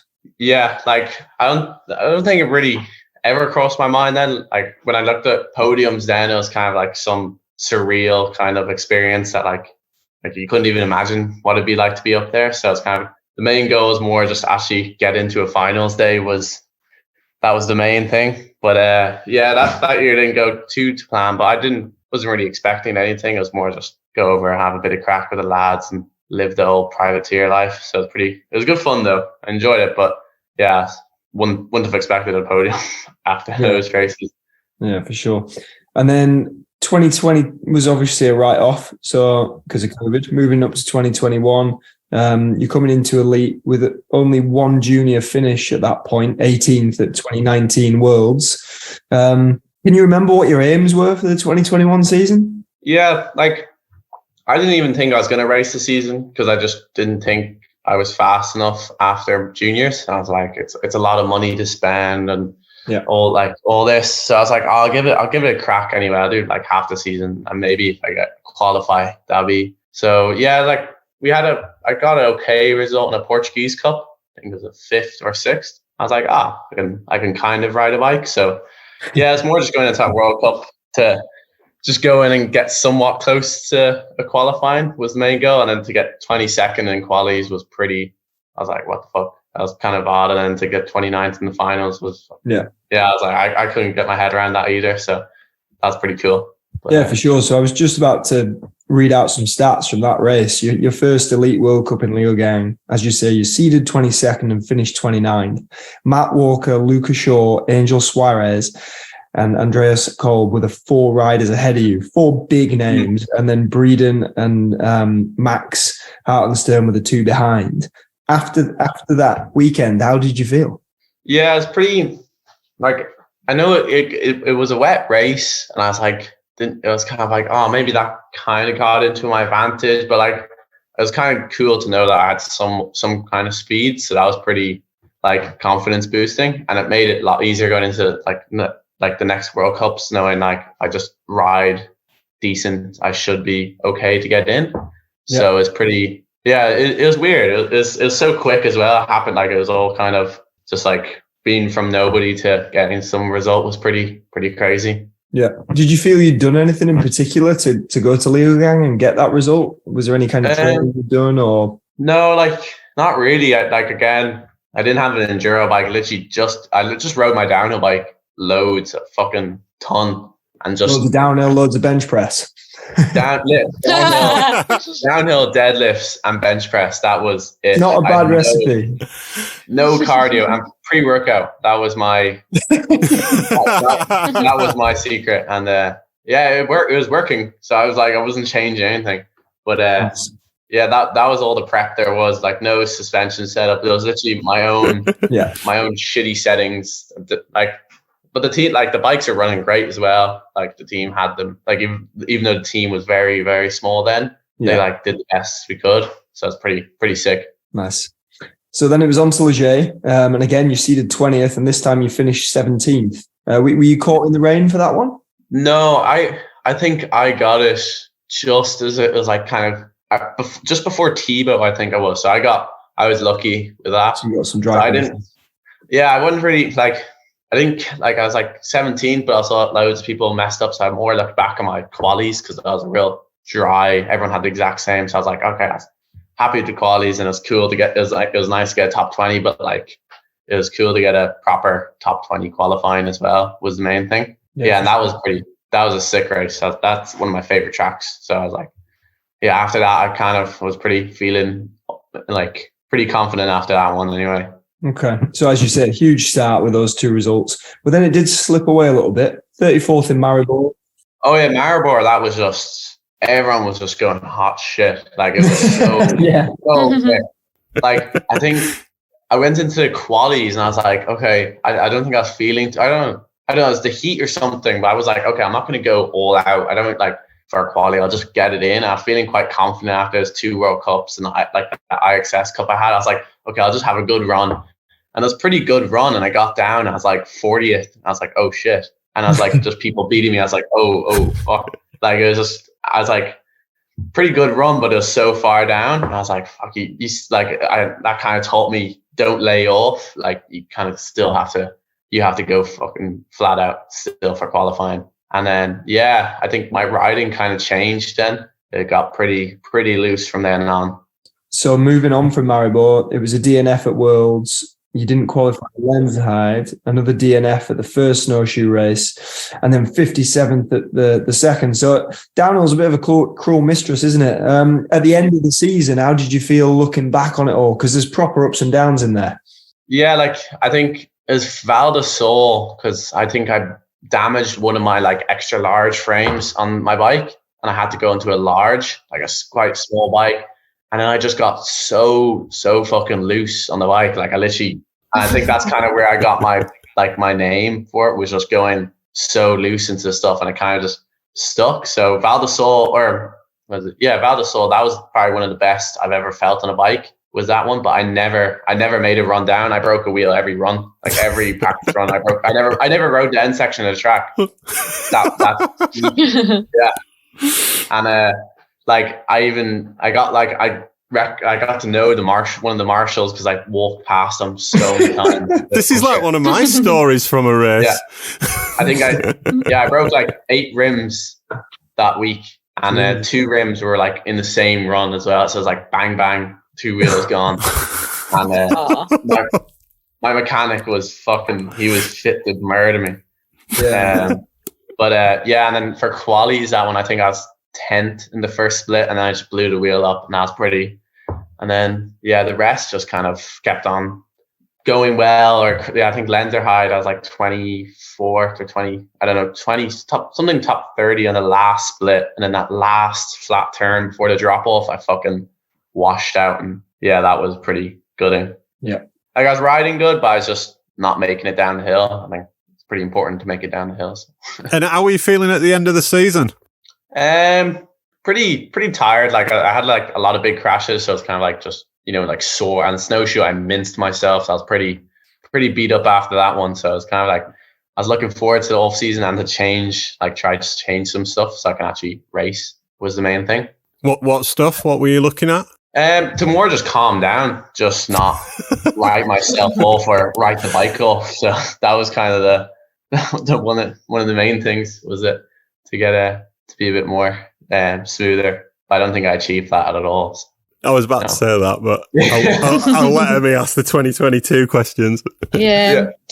So moving on to 2022 then, you went to Taruka Mini World Cup and did pretty well there and qualified 4th and finished 7th. So after a pretty up and down 2021 at the end, that must have given you a huge lift, that result. Yeah, like that was pretty sick because like everyone was going fucking quick at that one, and there was heaps of like fast boys, and so I was like feeling pretty good going into Lords. So I was like, that was like I felt like I was quick anyway. So yeah, and then Lords kind of slapped me in the face pretty hard. You spend quite a bit of time in Portugal. You're a good friend with Gonzalo Bandeira. Yeah, I was only over there last week for a week as well. Just because it's like such a min spot for training. It's pretty cheap as well. The weather's good, and like there's good gyms. So it's like it's the ideal spot for downhill bikes. And like in Ireland, we just don't have any facilities to ride downhill bikes properly. So I was like, yeah, get me out there, which was pretty sweet. Nice. You mentioned Lord before, so Lord was my first experience working with you a little bit as well for Conti. I get to work with your team. I remember actually you only managed to have like 2 practice runs on a Friday and then a few mechanicals, and you didn't qualify that weekend. I remember it was pretty hectic for you. Yeah, like the track was sick, and I think I did my first run. Yeah, my very first run, I was like, this track is fucking, this is it. Like, this suits me the best. I loved it. And I went up for my second run and I just got way too excited. Oh no, yeah, my very first run, I got a puncture, ripped my derailleur off and chainring all in one run because I just got way too excited too quickly and was just doing stupid pulls. And I was too hyped. And then from then on, it just bugged every run, wheel. And I just got no practice in. That little chairlift didn't help either, or the train. Yeah, was pretty frustrating. So even going into qualies, I was just like, I don't know this track, and then a puncture again in qualies was kind of that for me. So bit of a shame, but it's racing. One of those, eh? yeah, it was one of those weekends. But it was like the track was such a sick track. That's kind of what I was pretty annoyed about, missing out on a good weekend of riding because I just didn't get to ride. Yeah, pretty frustrating. Well, you went to the Fort Bill National after that, got 18th there, and then top 30 for the World Cup in Fort Bill. Was that just your second and third tip to Fort William? Yeah, that was I think I went there in juniors. So yeah, so it was cool. Like the BDS was beyond rough. That was pretty horrendous. Yeah. But the World Cup was running sick. I enjoyed it. I was pretty happy. Like it was nice to just get a somewhat result and then get 1 point for the team as well. That was kind of one of the main things. So even though it's like I was happy enough with that, considering. So I couldn't complain, but still could have gone faster. Yeah, for sure. But Fort William is always hard, especially with people that have been there like for 20 times. It's it puts you in your place pretty quickly anyway. You can't mess about on that one. No, it's a long track to learn, isn't it? It's just the people who ride there a lot or have ridden there a lot. I think it's quite a significant advantage. Yeah. Yeah, I heard they're making a new, well, I don't know if it's true, but somebody said they're going to have a new one for World Champs next year, which I pray to God they will. That would be something. But maybe not the whole thing, but at least like the last bit. Yeah, no, it would be sweet, but either way, it's still good fun. Just rattle the bones around, pretty much. That's about it. I think if they change any bit, I don't think it'll be the last bit. I think they'll keep the last bit. Or like middle bit, I meant. Yeah, I think they'll change the middle maybe. Mm-hmm. That'll be cool. All right, yep. Moving on to Leogan then. There was, again, like pretty nasty conditions, and you had a big crash in practice, full scorpion in the stump, and then another crash in quali, am I right? There was, again, like a... Yeah, it's a weird one because I was like, I don't think my splits were incredible, but like I think they were going to qualify. And then there's like that steep bit into the net, and I like just kind of went into the net, but I was like, I'll be okay. I can get out quick enough. And then the net got stuck around the brake lever. I think I was there for 8. It felt like a fucking 10 minutes greasing the bike down this fucking thing. I was getting so because I think I might have qualified if I got up quickly, but then it was just the old lever said no and kept me there for a while. But that was pretty annoying. Like, it was wet conditions, so it was kind of like up my alleyway. But yeah, I had some pretty big crashes as well, so I was pretty physically beat up. Then there was Crankworx Innsbruck, and you got a good 6th place there. And Lenzerheide, another you can qualify. But it doesn't really quite tell the whole story, because you were 22 in time training.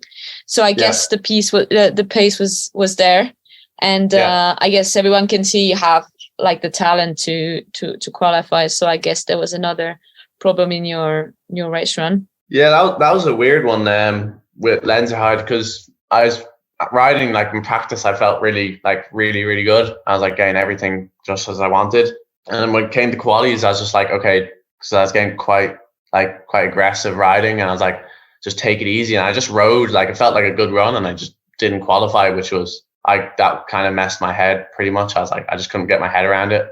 Like, it was a weird one. Like, there wasn't much problems. It was just, I just went way too chill. Mm-hmm. And even like during the run, I was like, what am I doing? Like sitting down, coming out of corners. I was like, I couldn't get my head around it until I got to the bottom, which was pretty odd. So I was like, yeah, I'm never going chill again. Yeah, well, I guess you're trying to find the right balance. So I guess if you go too hard, like you did maybe in Lords, and then you break everything, and you go too chill, then it was just also maybe because of that you got the result you got after. I mean, it's kind of normal. But let's quickly come back to Andorra, because I was there filming, and obviously you know where I was.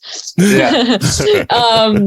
So that stop gap was literally insane, especially before like the track crew cut every stumps like they were like laying around the landing. So you were probably the first, or maybe one of the first guys to hit. I remember if it was Lucas Cruz or you that hit it first. Yeah, and I think there's a few, I don't know if that day, but some juniors in the B practice went for it. I don't think they made it now. No. They fucking they had a few big, but like they still hit it, so I'll give them that. But I seen that in track walk, and I was like, yeah, that's definitely 100% quicker, and it'll be cool as fuck. So I was like, grand. Mm-hmm.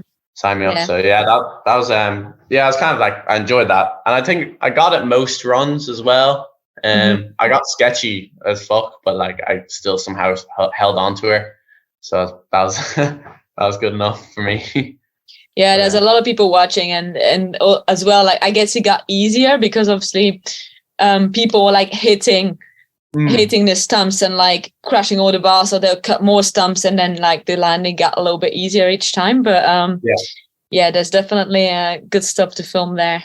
No, it was a pretty cool track, but I don't think it was an amazing race track. I think it was like, for me, it was just we like, I think some of the UK boys could say the same. Like, we just don't have anything like that. So all I have is like tight, slippy routes, and that's about it. So flat out bike park stuff, you're kind of like, what the hell's going on here? But no, it's still a sick race, just very warm. You were P26 in qualifying and 42nd in the race. Was this the one where you necked the Red Bulls in the start hut? No, that's everyone. That's all of them, to be honest. That's them all. I think this one I just did not like. Again, I got to the bottom of the track, and I was like, I just had so much more in me, and it's kind of like I should have just gone faster, which is bit of a shame. But like, everybody was just going so fast there, like crazy quick. It was mental. Did you realize that you'd started to pick up a lot more attention after Andorra? A bit. I think it was like that hook hook video, and I just kind of doing it every run. Everyone was like, what the fuck's he at? What is he at, or something? But like now, I kind of got a bit more like just practice day attention. That was kind of like what I'd be known for, is like going really fast in practice and then binning it in qualies. So that's kind of my secret trait. But So what's the usual number of Red Bulls and pre-workout on a race day? Yeah, so I've laid off the pre-workout because that ends in broken everything. And but no, the Red Bulls, I would always have to make my sneaky mission into like the like, not the VIP but the media tent, and go steal all the fucking Red Bulls because nobody wants to give me some. So that's like the main mission of the weekend. Usually tree gets me pretty amped. Yeah, that'll have me buzzing. I think snowshoe though, I think I went over the top. I like fucking 2 more. So. I think I was with you actually at the bottom of track walk at snowshoe, wasn't I? And yeah, I think so. Fence, and you were raiding the fucking Red Bull finish area thing, and you were shouting at the guy like, "Hey, give me some Red Bulls." He give you a couple, and you're like, "No, we need more." This all makes sense now. I thought you like wanted them for the after party or something, but no. Yeah. I was doing one every couple of runs at Revolution at the end of the season, but I'm a big guy, so I need a lot of caffeine to get me going.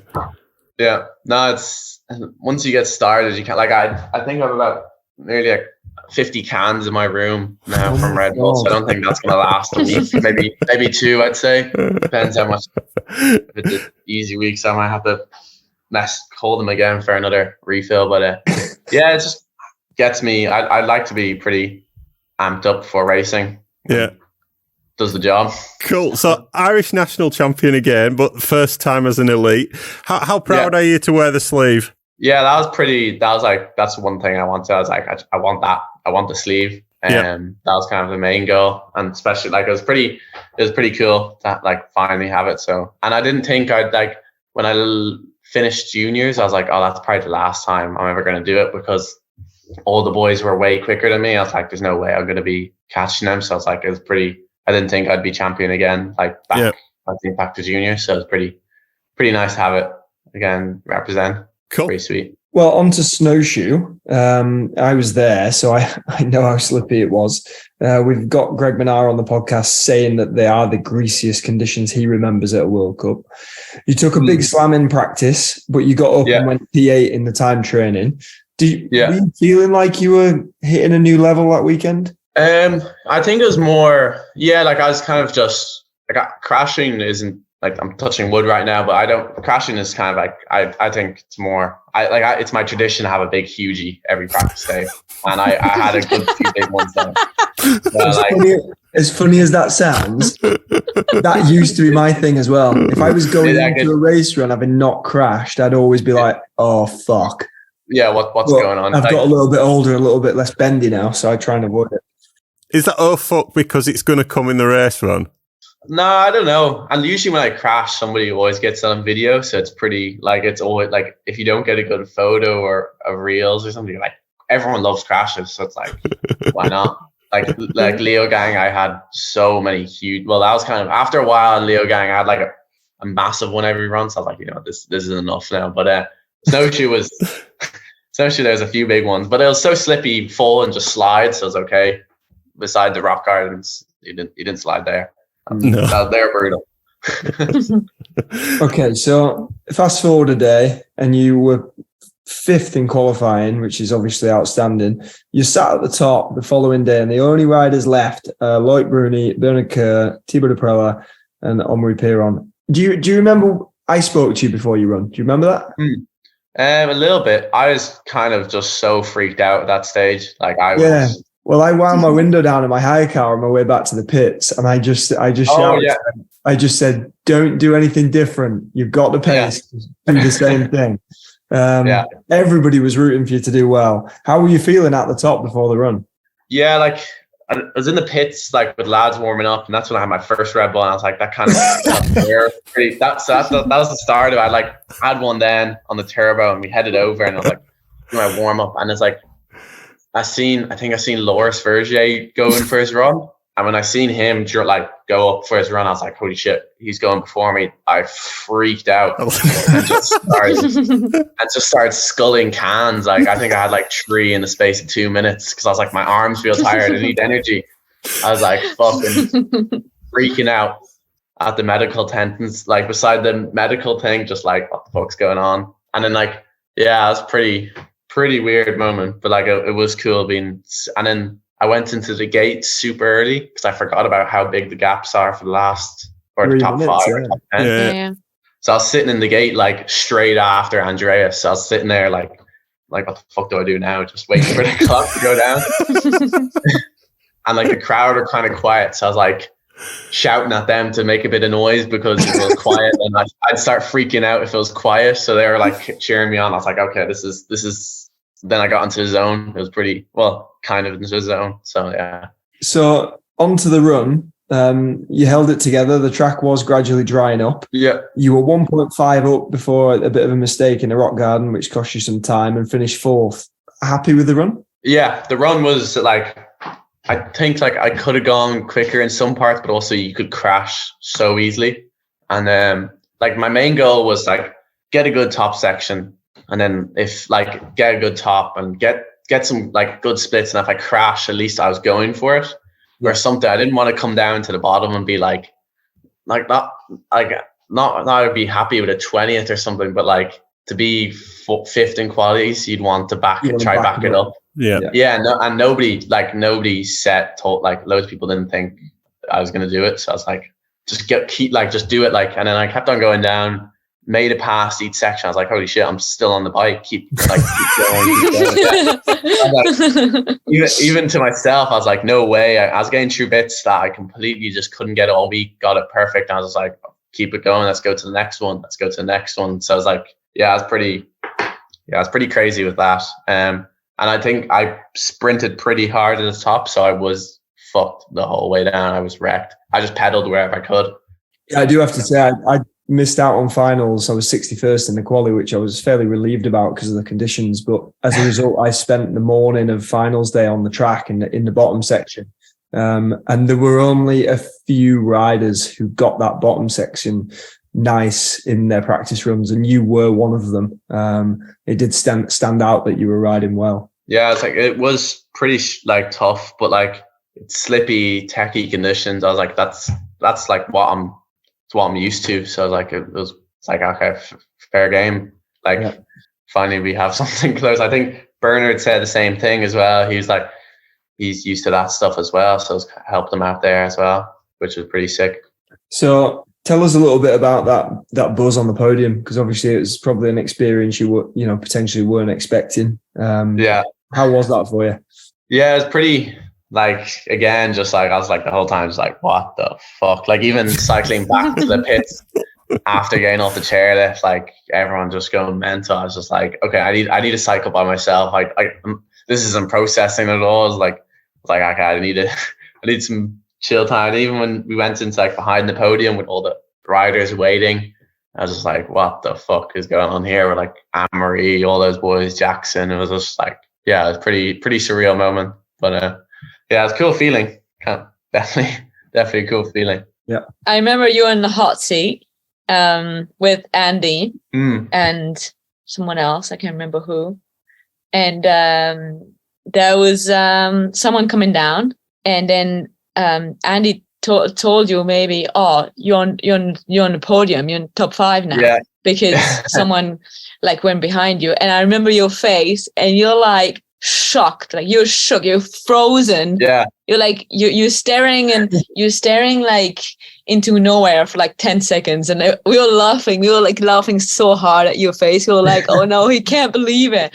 So I won't forget that moment. It's pretty sick to watch you, Andy, and Bernard get all 3 Conti team person on the podium. Like, that was a sick podium. Beat on the podium with your teammates, pretty much. It's pretty crazy. Yeah, because I think it was when Loic crashed, and exactly.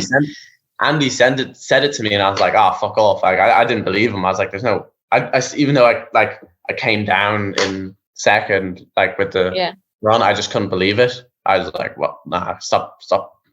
You're joking, like. But I couldn't believe it. And after that, my head was just like, waiting to wake up, pretty much. Yeah, nice. So moving on to Mont-Saint-Anne, you did a big gap into the standings. So you broken the 25 plate. You crashed in qualifying, but then still managed to qualify in 37th with a crash. So that's pretty solid. And then you got 16th in your race run. So that's a decent run for Montserrat. But did you feel any pressure after doing so well the week before, or did it just relieve you of any I have to do a good result? Yeah, I wanted to back it up. I guess it's weird. I wasn't expecting a podium, another podium, or not even the top 10. But I was like, I just want to back it up with a good result and stay within the top 25 plate or something. So yeah, I was like, the run was pretty good, but it could have been faster. But also Montserrat, it's such a brutal long track. It was just so physical. So I was pretty happy with that one, but it would have been, it's weird. I don't know how the boys carry on their confidence. Bernard got his podium after his podium. I was like, so how do you know if you're worthy of another one? How does that work? But yeah, well, you're 19 and Bernard is 31. So I guess you still have some time, Yeah, no, that was sick to watch. I mean, 16 is solid for Montserrat, and I feel like even that ruthless track anyway. Yeah, for sure. Worlds in Leger. So you're P11 qualifying. So that's time was tight. You're only 0.4 off Bruni. That was 8. So you were really close to a top 10. And then you got P16 in the race. We've heard that you wanted to go for the win. I guess Bernard says on the pod as well that he wanted to go for the win too. But it was really, really close. Did you really believe you could win it on this track? Yes. I don't know. It's kind of weird. It was after the qualies, and I had a big mistake in my qualies. It just wasn't my quali run. I was like, that I could have gone a lot faster. And the second day of practice went really well. I was like, I wasn't expecting snowshoe, so why can't it happen here? And I honestly thought I could have won it or got a podium. I was pretty confident at the start. I was like, let's go for this. And then I just had a good run, but I just wasn't intense enough the way it was the times. But the time, I was still super happy with it, but still I would have wanted more, it was cool to feel that though. It was the first time I've ever felt going into the thing. I was like, I could actually do it. It's a fair journey, isn't it? From where you come from in a very short space of time to feel like you could, to feel like you could win world champs. It's incredible, really. No, it's weird. And that track was so sick. And I was just I was loving riding it. I was every run was just so much enjoyment. It's just plenty steeps, loamy, but flat out. And I was like, let's just go for it. So it was pretty cool. And the crowd was crazy as well. Yeah, for sure. Yeah. For sure. So after your 4th in snowshoe and a couple of 16th places, you unfortunately had mechanical flat in qualifying in Val di Sole. So that must have been a bit frustrating after the good result that you've had. Yeah, I was pretty gutted on that one because the track was, I don't know, the track this year was brutal. It was so brutal, but I was like, it would be nice to end off on a solid result. And I really did enjoy that track from previous years. So I was like, but I think for the practice day, I just did too many runs because I was too worried about time training. I was like, I have to get a good time training in. And I just came to quali so physically wrecked. I was just like, I'm done. I couldn't hold on. And then puncture after the top split was pretty good. Yeah, for sure. So after these walk-ups, move on to Hardline. So I went to Hardline this year. When you walked the track, what were your first thoughts about it? Yeah, track walk was, they were fucking big anyway. They were a lot bigger than the old videos, but it looked so sick. And then after track walk, I was like, you know what, fuck this. And I got my bike and got my kit and started doing the first few hits on the bottom section. And everyone was like, Ronan, chill out, man. I was like, nah, I need to hit something today. I need to get it out of my system. So I was like, get me on the bike. Pretty much after that track walk, I was pretty fired up. Yeah, so you had a pretty good run. You crashed in qualies, but you got up and you finished 4th, only 0.4 off seconds. So I guess that was very promising. Yeah, the race run. Yeah, it's pretty. Yeah, the qualies. I was like,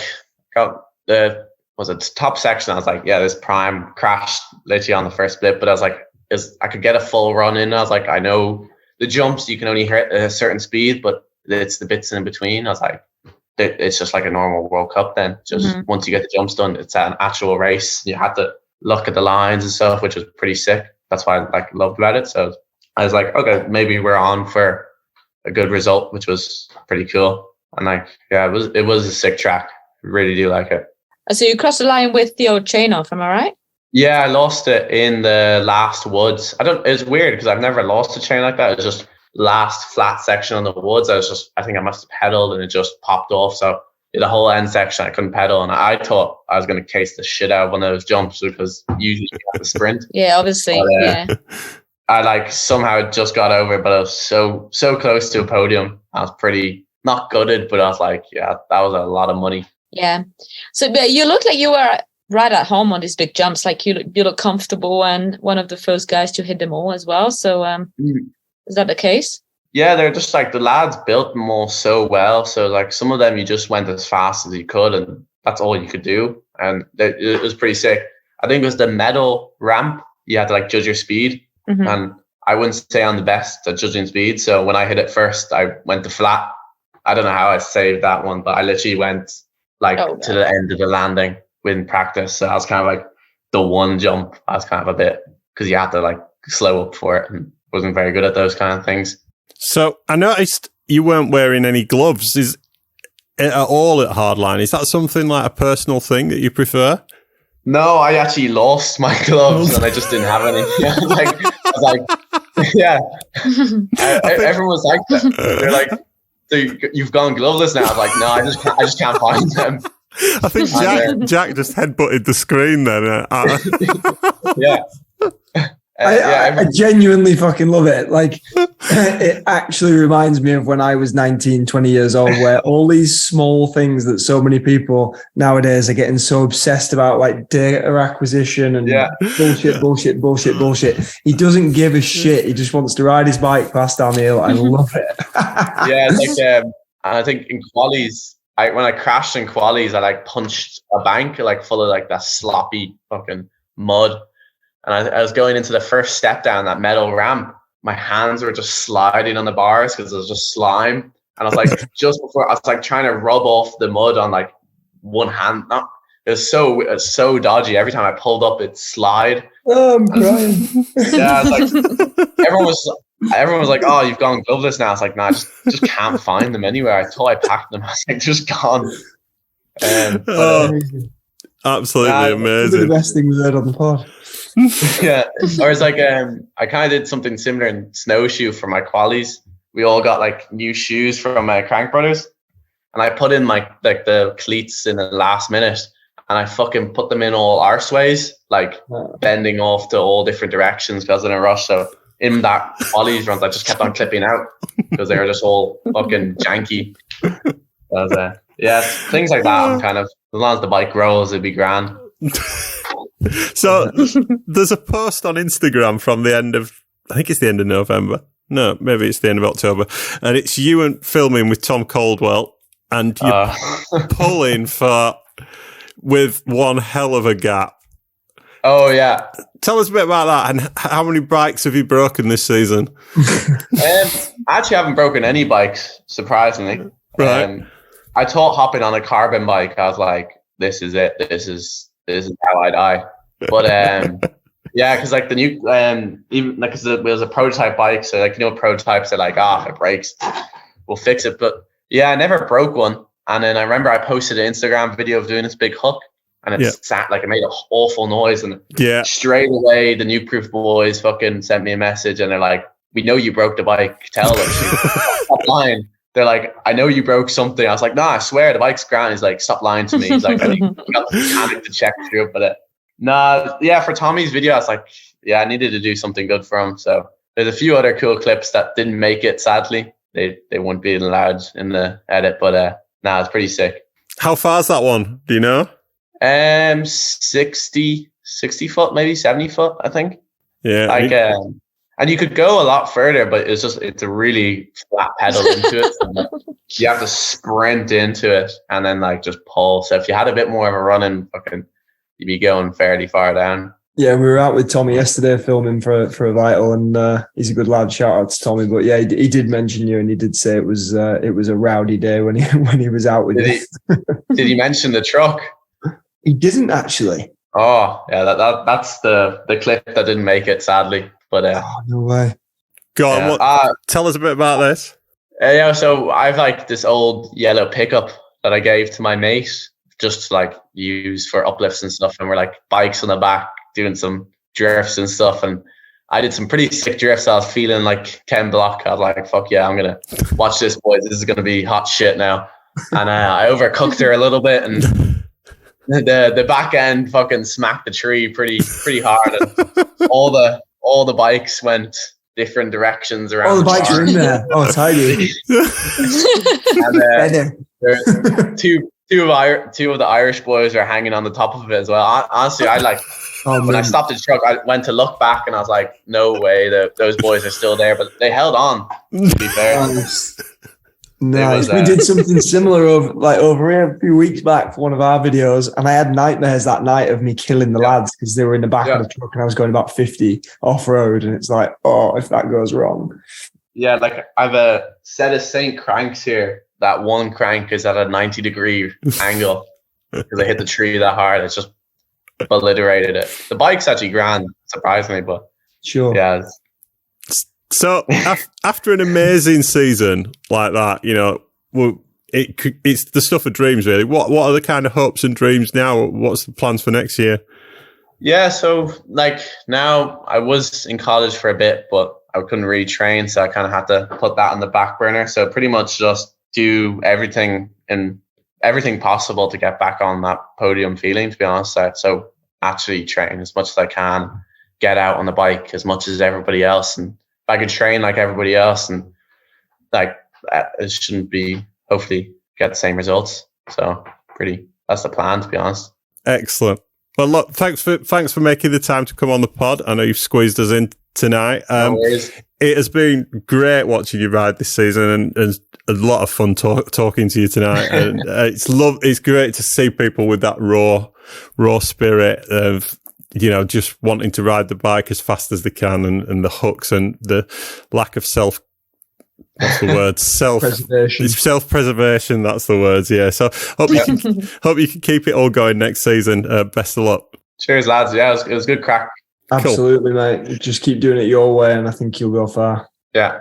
That's it for another episode. Thanks to the sponsors of the show: Hope Technology, JTech Suspension, Revolution Bike Park, Ride Southern Spain, Schwalbe, and SingleTrackWorld.com. As always, if you're enjoying the podcast, please subscribe so you don't miss an episode. And if you've got a sec, please drop us a review. Alternatively, please give us a follow on Instagram at Making Up the Numbers Racing or Facebook.com/Making Up the Numbers. We'll be back very soon.